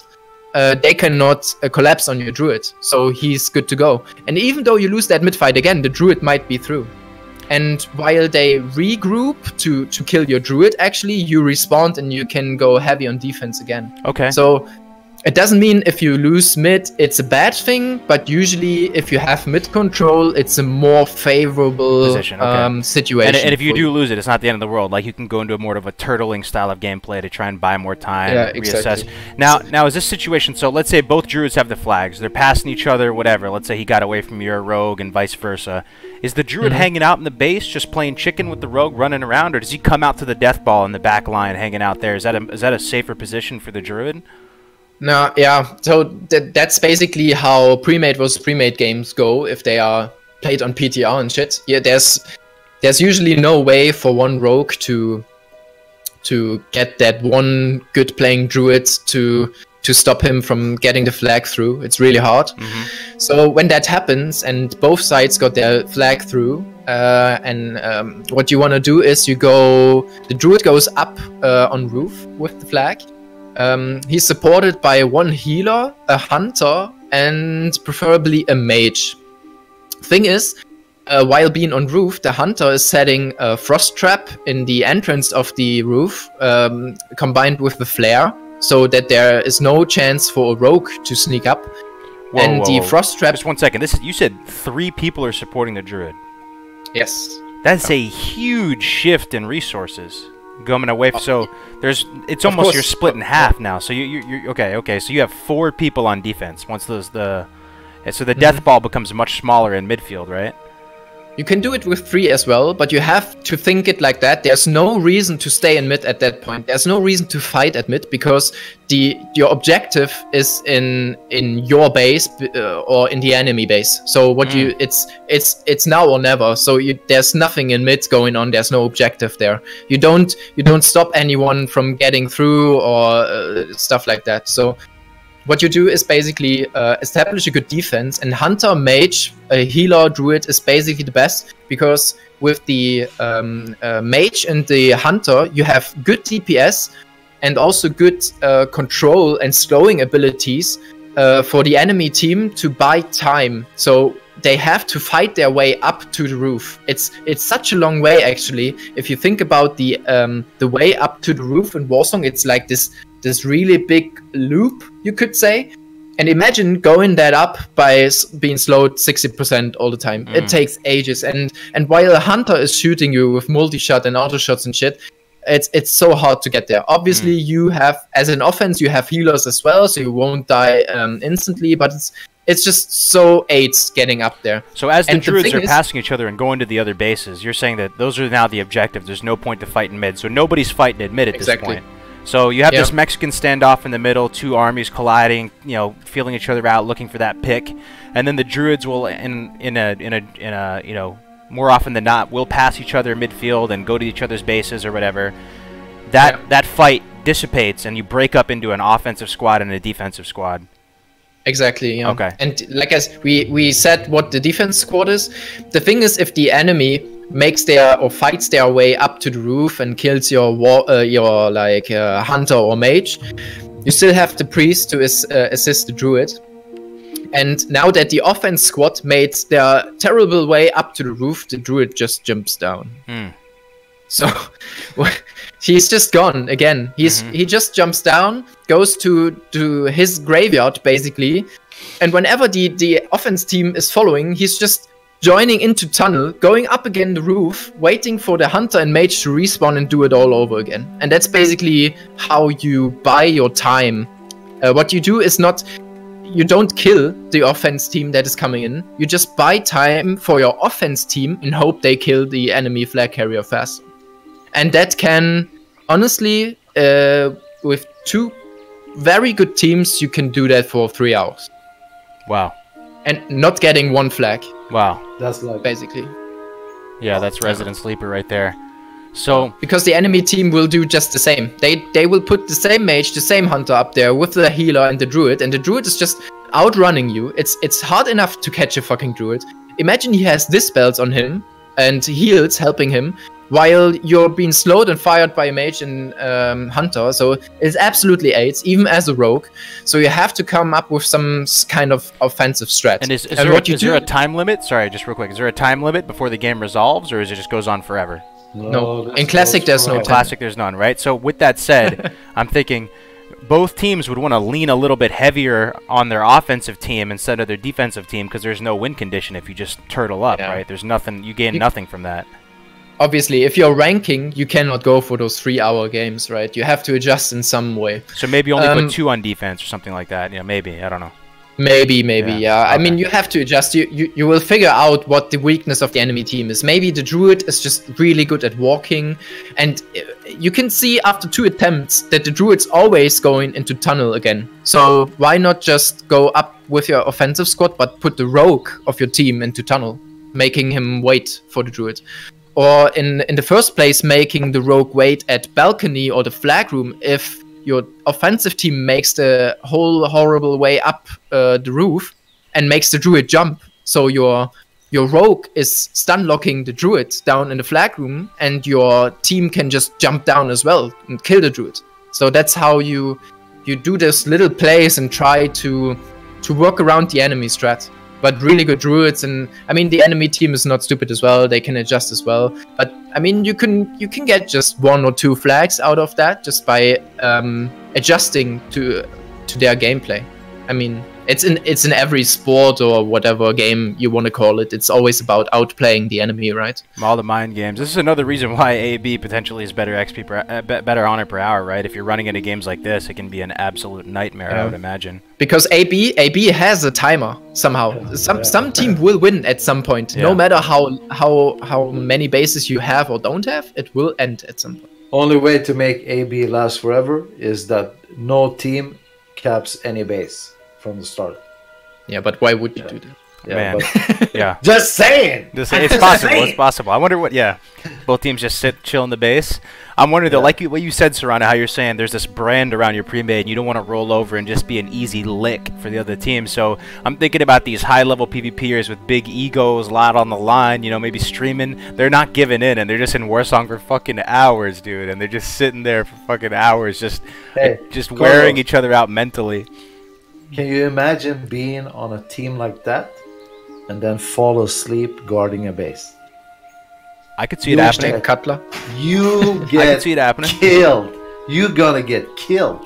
Yep, I could see that You happening. get the silent treatment for 2 months. If you've been grinding for 10 hours that day and it's like the last match of the day or something and it's Warsong and it goes 3 hours, dude, you might fucking face plant on the keyboard. Yeah.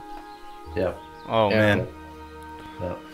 And that's usually that's why usually you have like a schedule. Everyone in the pre-made that is going hard for the top bracket spots has a schedule, or like you assign, or you assign to a schedule that everyone says, like the leader of the pre-made says, okay, tomorrow 5 o'clock we gonna meet again and start playing. And that's where everyone should be refreshed and good to go. And that's where you want to break the enemy pre-mates. And you want to break them so they go to sleep. And then you will notice after a few weeks of playing when they will come up again. So basically you're playing 12 hours or whatever and they want to sleep for those 12 hours. And when they come back, they are always more refreshed than you. And you're maybe exhausted and fucking fall asleep. And to avoid losing against them in your last games and going to bed with a bad feeling, you say, okay, let's stop now and get refreshed for the next day. And that always depends on your people. I mean, how much can they take? How bad is the enemy pre-made? Can you even beat them while being sleepy as fuck? And so on. So if you have a hard matchup, you want to time it with their sleep schedule, actually, so that you can get the most sleep out of your grind and most honor out of your grind. Dude, so, this is, I mean, Taka can maybe relate too. He's coming from a military background. Like, this really is like a war, dude. You're managing the sleep schedule of your soldiers. Like, people are fucking up, falling asleep on post. Like, the grind goes above and beyond the game so much. You know, you're streamlining what people are eating, dude, making sure they're getting balanced macros. They're oh my god, I personally, I mean, on Nostarius, you know, not that many people were streaming, right? So if someone fucked up a base, you'll be like, what the fuck happened? And they're like, you know, computer froze. Yeah, a bug. He was using the whatever Alt F4 trick or whatever, right? But now, when most people are streaming, if you make a mistake, booyah! You have evidence, yeah. Pre-mates for you. But I mean, that's something about the burnout and being toxic thing. Even though someone makes a crucial mistake that makes you lose a game, if you tell him that he fucked up, but doing it while not yelling at him, he will feel the shame, but that will motivate him to not do it again. when you call him out again, like in the whole Discord of your whole team, man, you fucked it up. We could have won this, and just because of you, you fucked it up. It will not motivate this guy to do better next time. So even though he fucked it up and everyone knows it, it's not good to yell at him because he won't learn out of the fact. If you tell him, man, imagine if you would have been concentrated that second, we maybe could have won this game. And this guy will think to himself, yeah, shit, man, if I just put that one more second into the game, we could have won it more easy, breaking the enemy pre-made, free farm all day. And yeah, so I think criticism should be in a human way. Yeah. But I mean, there's two things that can come out of that, right? So I agree with that, not yelling at people. Of course, then you have the two other scenarios. You know, the person that made a mistake, you should, if you're that guy, you should always be humble. Don't fucking lie and tell bullshit. Because seriously, you're playing with people who play this game, 15 hours a day for 3 or 4 months, right? So just fucking tell the truth. I fucked up. I made a mistake. I fell asleep. If you're a rogue sitting on goldmine for 15 hours a day and someone tells you that you're a fucking douchebag if you fall asleep, tell them, okay, so you'll guard fucking goldmine for the next 15 hours and we'll see how long you last before you fall asleep, dude, right? But if you tell the truth, I mean, I feel that most people won't get pissed.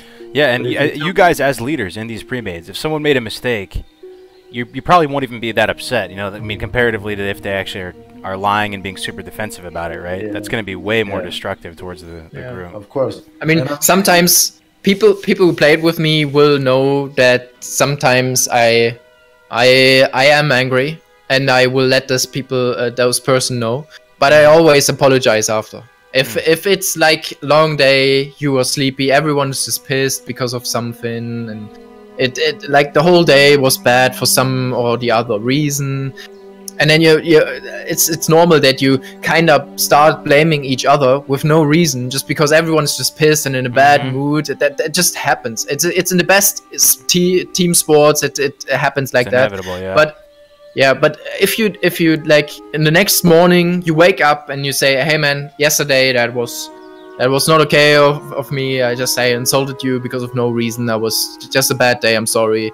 Then like those people you're playing with are most likely, there's a very high chance they are your friends somehow, because you will just play with them 14 hours a day minimum for weeks, months, half a year, whatever.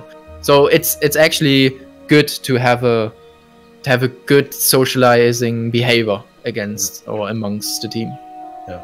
But if that person who made a mistake makes bullshit mistakes the next day and the next day, then it's up to you what you want to do. Yeah, at some point, Takas, we had those things. I won't say any names, but you really tried hard to get this guy into the group, telling him what to do over and over again, telling him that was a mistake, please do it better next time. And some people just they can't do it for whatever reason. I don't know. Yeah. And if it gets to that point that he is deciding games when everyone else is doing perfect, you have to consider to throw him out. No matter how friendly you are, no matter of what type A leader you are, sometimes you have to replace those people for the sake of those 14 or 9 other people in your group, because it slows everyone. Or is 14 other guys or girls gonna play for another week because you want to carry this person? It's up to you, right? I feel like it might be advantageous then. I mean, tell me if this is unfeasible or not, to have almost like a minor leagues like they have in, real sports and shit, like where it's not like this guy's in or out. He's in the cool kids club where he's out and he has nothing. Like maybe there's a way where you know, you can set them up to practice with a lower level skill bracket, you know, but still kind of within the same community, still talking with you guys, not like, not that he's a bad person or whatever, you know, that might be nice to have for, you know. Yeah, I mean, of course, we always try to have more than one group, right? So you try to give the guys to the, you know, lower bracket 2 or the bracket 3 guys to keep them going, and you want to make sure that other people are happy. And I mean, we always try to make sure that there's more pre-mates with the, I mean, like you say, the guys who can't you know, be the top of the game. Of course, they still have the same right to rank as we do. It's just that you have to put them in another group, another skill bracket. Maybe not that important if they don't, you know, 5-cap every game and stuff like that. And it's part of the reason why, for those of you, just real quick, we're starting a guild come classic. Taka and I and other people we're started. I think the more and more I'm thinking about it, man, like having this kind of 2-part guild system where you have one environment where it's more social, players of all skill levels can go together, you can still be part of the community, but that's like the proving ground where you have to really step up and do a really good job and get noticed, and then have the more elite team, your A team. With the more dots! With the more dots going on. 50 DKP! And that way you still have those two environments. So like you said, you run into a situation where someone's not pulling their weight or whatever, you go, hey man, it's no hard feelings, but you know, you got a couple things to work on in your game. Maybe you can start ranking with these people or raiding with this group, and then, you know, we'll reevaluate and bring you back in, you know? Sorry. I mean, look like Kathleen, Taka. Kathleen was a guy, he never was interested really in ranking high as a paladin, and he didn't have that much time, but he was like always a part of our pre-made community. He was a really good player, but we didn't consider him as a core player because he was not available 14 hours a day, obviously. But whenever we had a hard game, he was one guy we asked, hey man, could you help us out? Our paladin we have right now is not performing that well. Could you help us out to break that pre-mate? So we forced a really good group and broke the enemy pre-mate. And after that, he had his fun. He went to sleep, and we got our paladin that was ranking actually back into the group while we were 5-capping free farming games. That's no offense to the guy that was playing before, but it was just the best for everyone. That the guy we lost with, the paladin, just had a short rest, could do whatever he wanted to do, and could free farm with us the whole day while just having a break for 1 or 2 hours where we killing the better pre-mate. And Kathleen had a nice day as well, playing with us a few hours. And after that, everyone just, it was the best for everyone. It was win-win situation, not offending anyone, just being honest to everyone, saying like, this guy is better than you, just let us break that pre-mate, we will get you in right away after that, so you can free farm all the honor with us. It's no problem, but just sit out for those few games, and that was okay for everyone. Do you think a high-performing pre-mate could benefit from some sort of dedicated manager? Almost like, you know how esports teams have managers, because you deal with a lot of these almost cringy moments where people have to sit in and sit out, and you're around each other so much that tensions and stuff can get personal. Is it advantageous to have one person to like keep an eye on the broad strokes, keep an eye on the roster, who's performing, to like, you know? There's always drama in ranking. I think I know what you mean, because those esport team, they always have that one guy walking back and forth after the behind the players, right, on this tournament. Yeah. But I think in classic WoW, on those pre-mates, shift now, free action potion. The pre-mate game is limited. You only grind for that amount of time until everyone reach their rank, and people are dropping in and out constantly. You don't play as a pre-mate for all the time, because I mean, your mages will drop after rank 13, and the guys who want to go for rank 14, they have to play 4 more weeks. So you have to replace those mages that dropped out earlier. I see. Okay. With newcomers. So, and after that, everyone is done. And what is the manager doing for only those 4 or 5 months? And because he's not in the actual game, and there's no system, no observer system in the game, he doesn't know who is performing good or bad, because he's not in the actual game. He doesn't, and he probably doesn't understand the game at that super high level too, right? And like it's just gonna be a lot of hearsay, people telling this guy's not doing that or whatever. I see what you mean. Even though he is and sitting in Discord all day, hearing what the people are yelling and talking and stuff. I mean, he can give criticism here and there, but I think if you don't see it happening at the battleground, just listening to it, it's not the same. I'm just thinking to myself, like, in a football game, you have the quarterback who's calling the plays, right? You're in the huddle, he's saying, okay, you're going left, you're going to peel right, you know, we're going to do this, and he has that, I'm equating that to, you know, like Taka in the BGs, he's calling out the strats and stuff like that, but with this pre-made, you're almost giving that quarterback management, you know, responsibilities too, you know, which may be too much, and I figure I would think maybe stuff would get clicky or something like that, and it becomes an issue, but maybe not. I mean, you could potentially have like 3 guys streaming, right? You have maybe the rogue streaming, the druid streaming, and a mage or a warrior, right? So this guy could potentially flick through, you know, 3 different streams and see exactly what's going on, all the shots. I don't know, but that's definitely something that could work. I mean, it would be funny. I mean, if you ask me, hey, do you prefer to lead BGs for fucking 4 months, or do you prefer to just mindlessly push buttons and do whatever someone else is telling you? Of course, I'm gonna choose never ever thinking for myself. Just, you know, go to the factory and right? I mean, I don't think that if you ever ran pre-mades for months and months, that you can understand what it does to your fucking brain. Yeah, I mean, you know? Yeah, it's insane. So many hours micromanaging at some point, and not, of course, at certain, but when you're facing pre-mades that's really good, over and over and over and over, your brain is boiling because you're pretty much focusing 100% or as close as you can get, you know, with that 75 IQ that I have.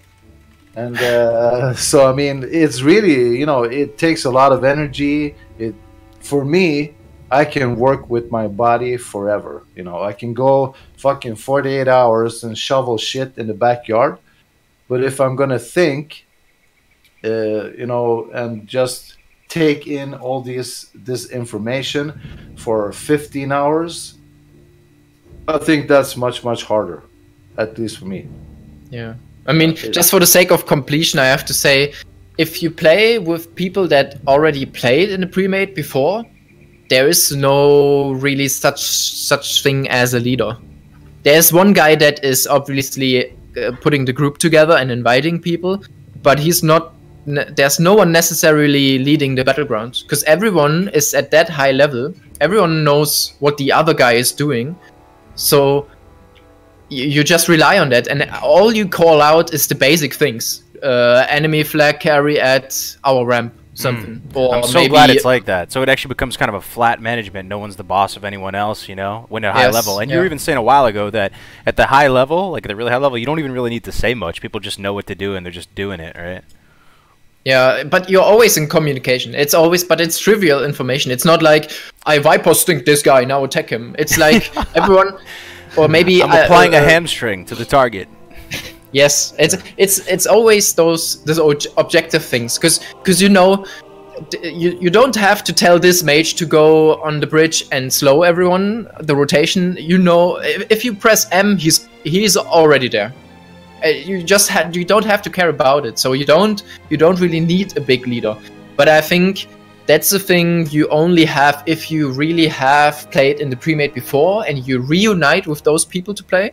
If you are on a live server in Classic and you get together with a bunch of random people, you just need someone to make that, because you won't always have those same 10 or 15 people. It will always be 2 or 3 different, and you have to lead those people in some kind of way.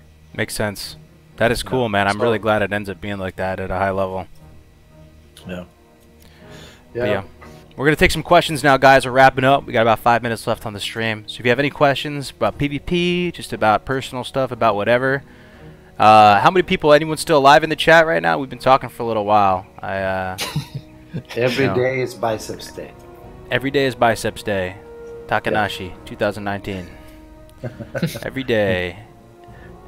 Okay. Yep, we got Bams in the chat. We got some people in here. Oh, here's a question. If someone uses a Shadow Reflector on a priest casting Mind Control, does the priest end up controlling himself? That's a good question. I don't know for sure, but I'd imagine, yeah. I'd imagine it would reflect it if it's a shadow spell. Yeah, but I think it doesn't have any... yeah, right. It goes to him and then it doesn't work. Yeah. Exactly, that's what I imagine. He's not going to give the dude the control of... Yeah. Oh. Gotcha. Light Hothos is still in the chat. What's up, man? I'm undead. Best way to farm honor as a druid. So, depends on your skill level, I'd say, Chauncey. We've been talking about... you know, pre-mades and rolling super deep, but I know a few episodes ago we were talking about if you're new to PvP, perhaps the best way to go about it is finding 2 people. Was that the sweet spot, guys, where you queue up as 3 and kind of start learning your stripes in the BGs? 4. Oh, 4? Yeah, 4. Okay, yeah. 4. But I think as a druid, you have, I mean, your strong battleground is obviously Warsong. You are the best flag carry. There's no other class that is flag carrying better than you. Mage is a good substitute, but he's not better than you. So imagine, like, I'm so glad if I join a puck game, if I join any game just for fun, and there's a druid flag carrying. Yeah. Randomly. He's joining by himself without any friends, but he's doing his job. And it's such a big plus. Instead of just having a druid that is just in the backline healing or something, it's just so bad. So whenever you are alone and you don't have anyone to play with or no pre-made, join random war songs and try your best carrying the flag. People will notice.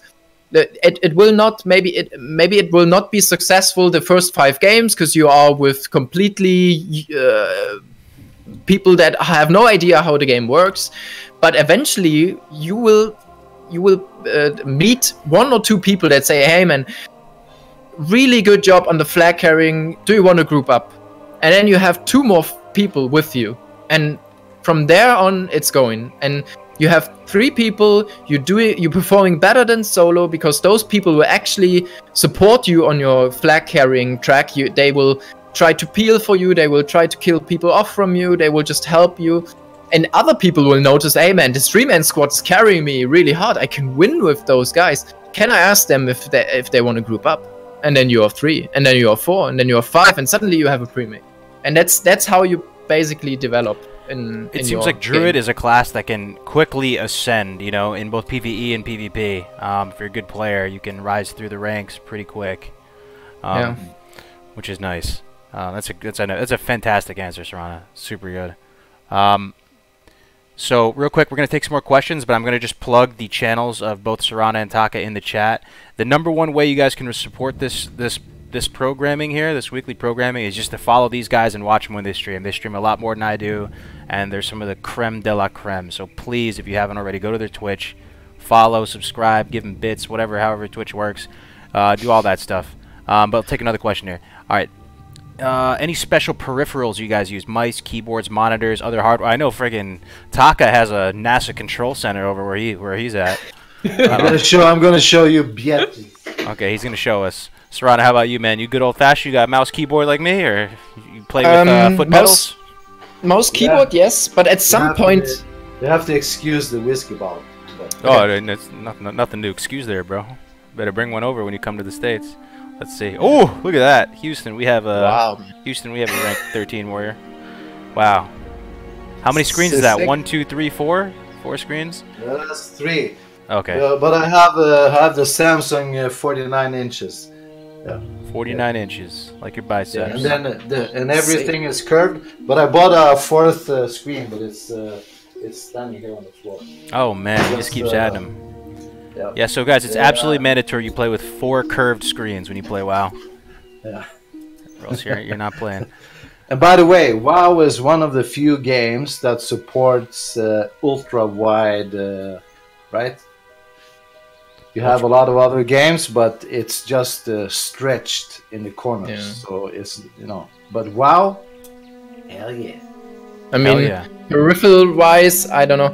For some reason, when I was 14 years old, I bought myself a keyboard with this some kind of what is it, gamepad attached to it. Whoa, I remember those. Nice. Yes, those things that attach on the right side of it or something like that. Okay. Yeah, it's on the left side actually, and it just replaces W, ASD, Q, E, and 1, 2, 3, and so on. So it's actually pretty nice for MMOs. And I got so used to it that there's no way I can play without this keyboard. If it's so old now, it's like 10 years plus or something.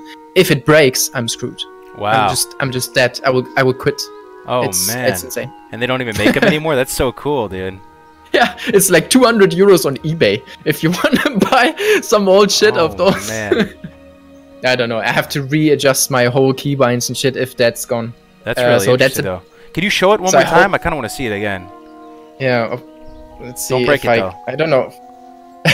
It's this gamepad, but my cable is not long enough. So what you have here is that is bizarre, dude. It's the normal keyboard, and to the left you have those WASDs. What are they labeled? What? It's not even labeled anymore. What am I looking at, dude? If you click that one, so I don't even know how that works, dude. I'm looking at Cyrillic right now. This is WASD, and then you have 1, 2, 3, 4, 5, 6, and then even 7, 8, 10, 11, 12. This guy wore off the paint on the keys, dude. That's what rank 14 will do to you. All the paint's all dilapidated now. That's funny, man. You want to play like normal Sorrana? normal mouse, like 2, 3 additional buttons on the mouse, and that's basically it. Okay, we got another question for you, Sorrana. So, friendly neighborhood ogre. We'll take 2 more. You said in a previous stream you prefer crippling over mind numbing versus mage. Why not both?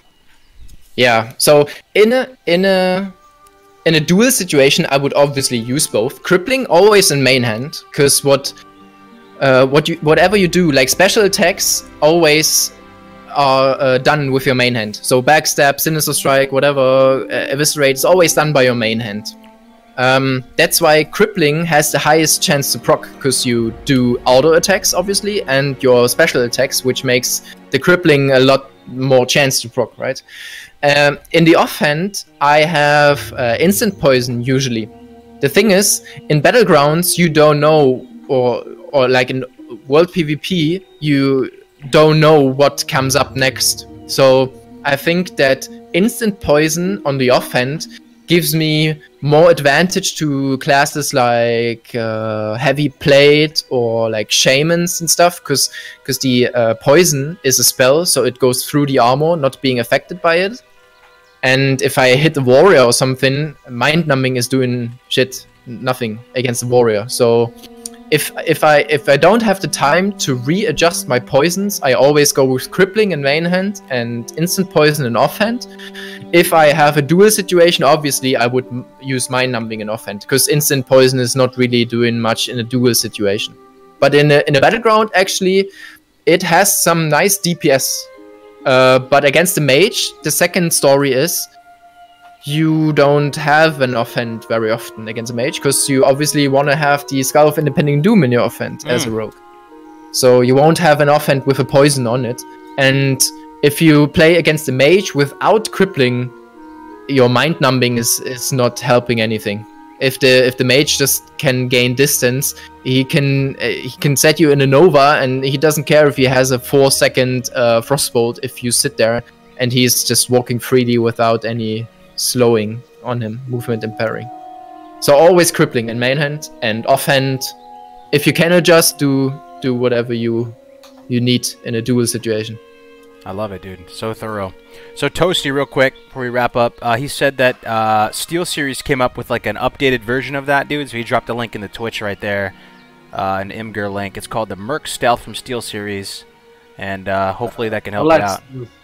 Can you put it in the Discord chat? Yeah, I'll put it in the Discord. Thanks again, Toasty. I'm definitely gonna put this in the Discord. Thanks, Toasty. Yeah, let me put it in the Discord right now. All right, so let's take one final question. When are the next parts coming out for the Warrior Guides? That's coming out this week. So we kind of tweaked the format a little bit. They're a little bit longer than we liked, and we just did them in one take for the past parts. So we came up with a new way of doing it, a little more editing, and I think it should be better. So you can expect those in the next couple of days. Thanks for asking, Max. And with that, guys, we're going to be done for the day. We're a little bit over. We usually go 2 hours. Thank you very much for your time today, Sorrana. Are you still doing the post stream? I can yes. host you.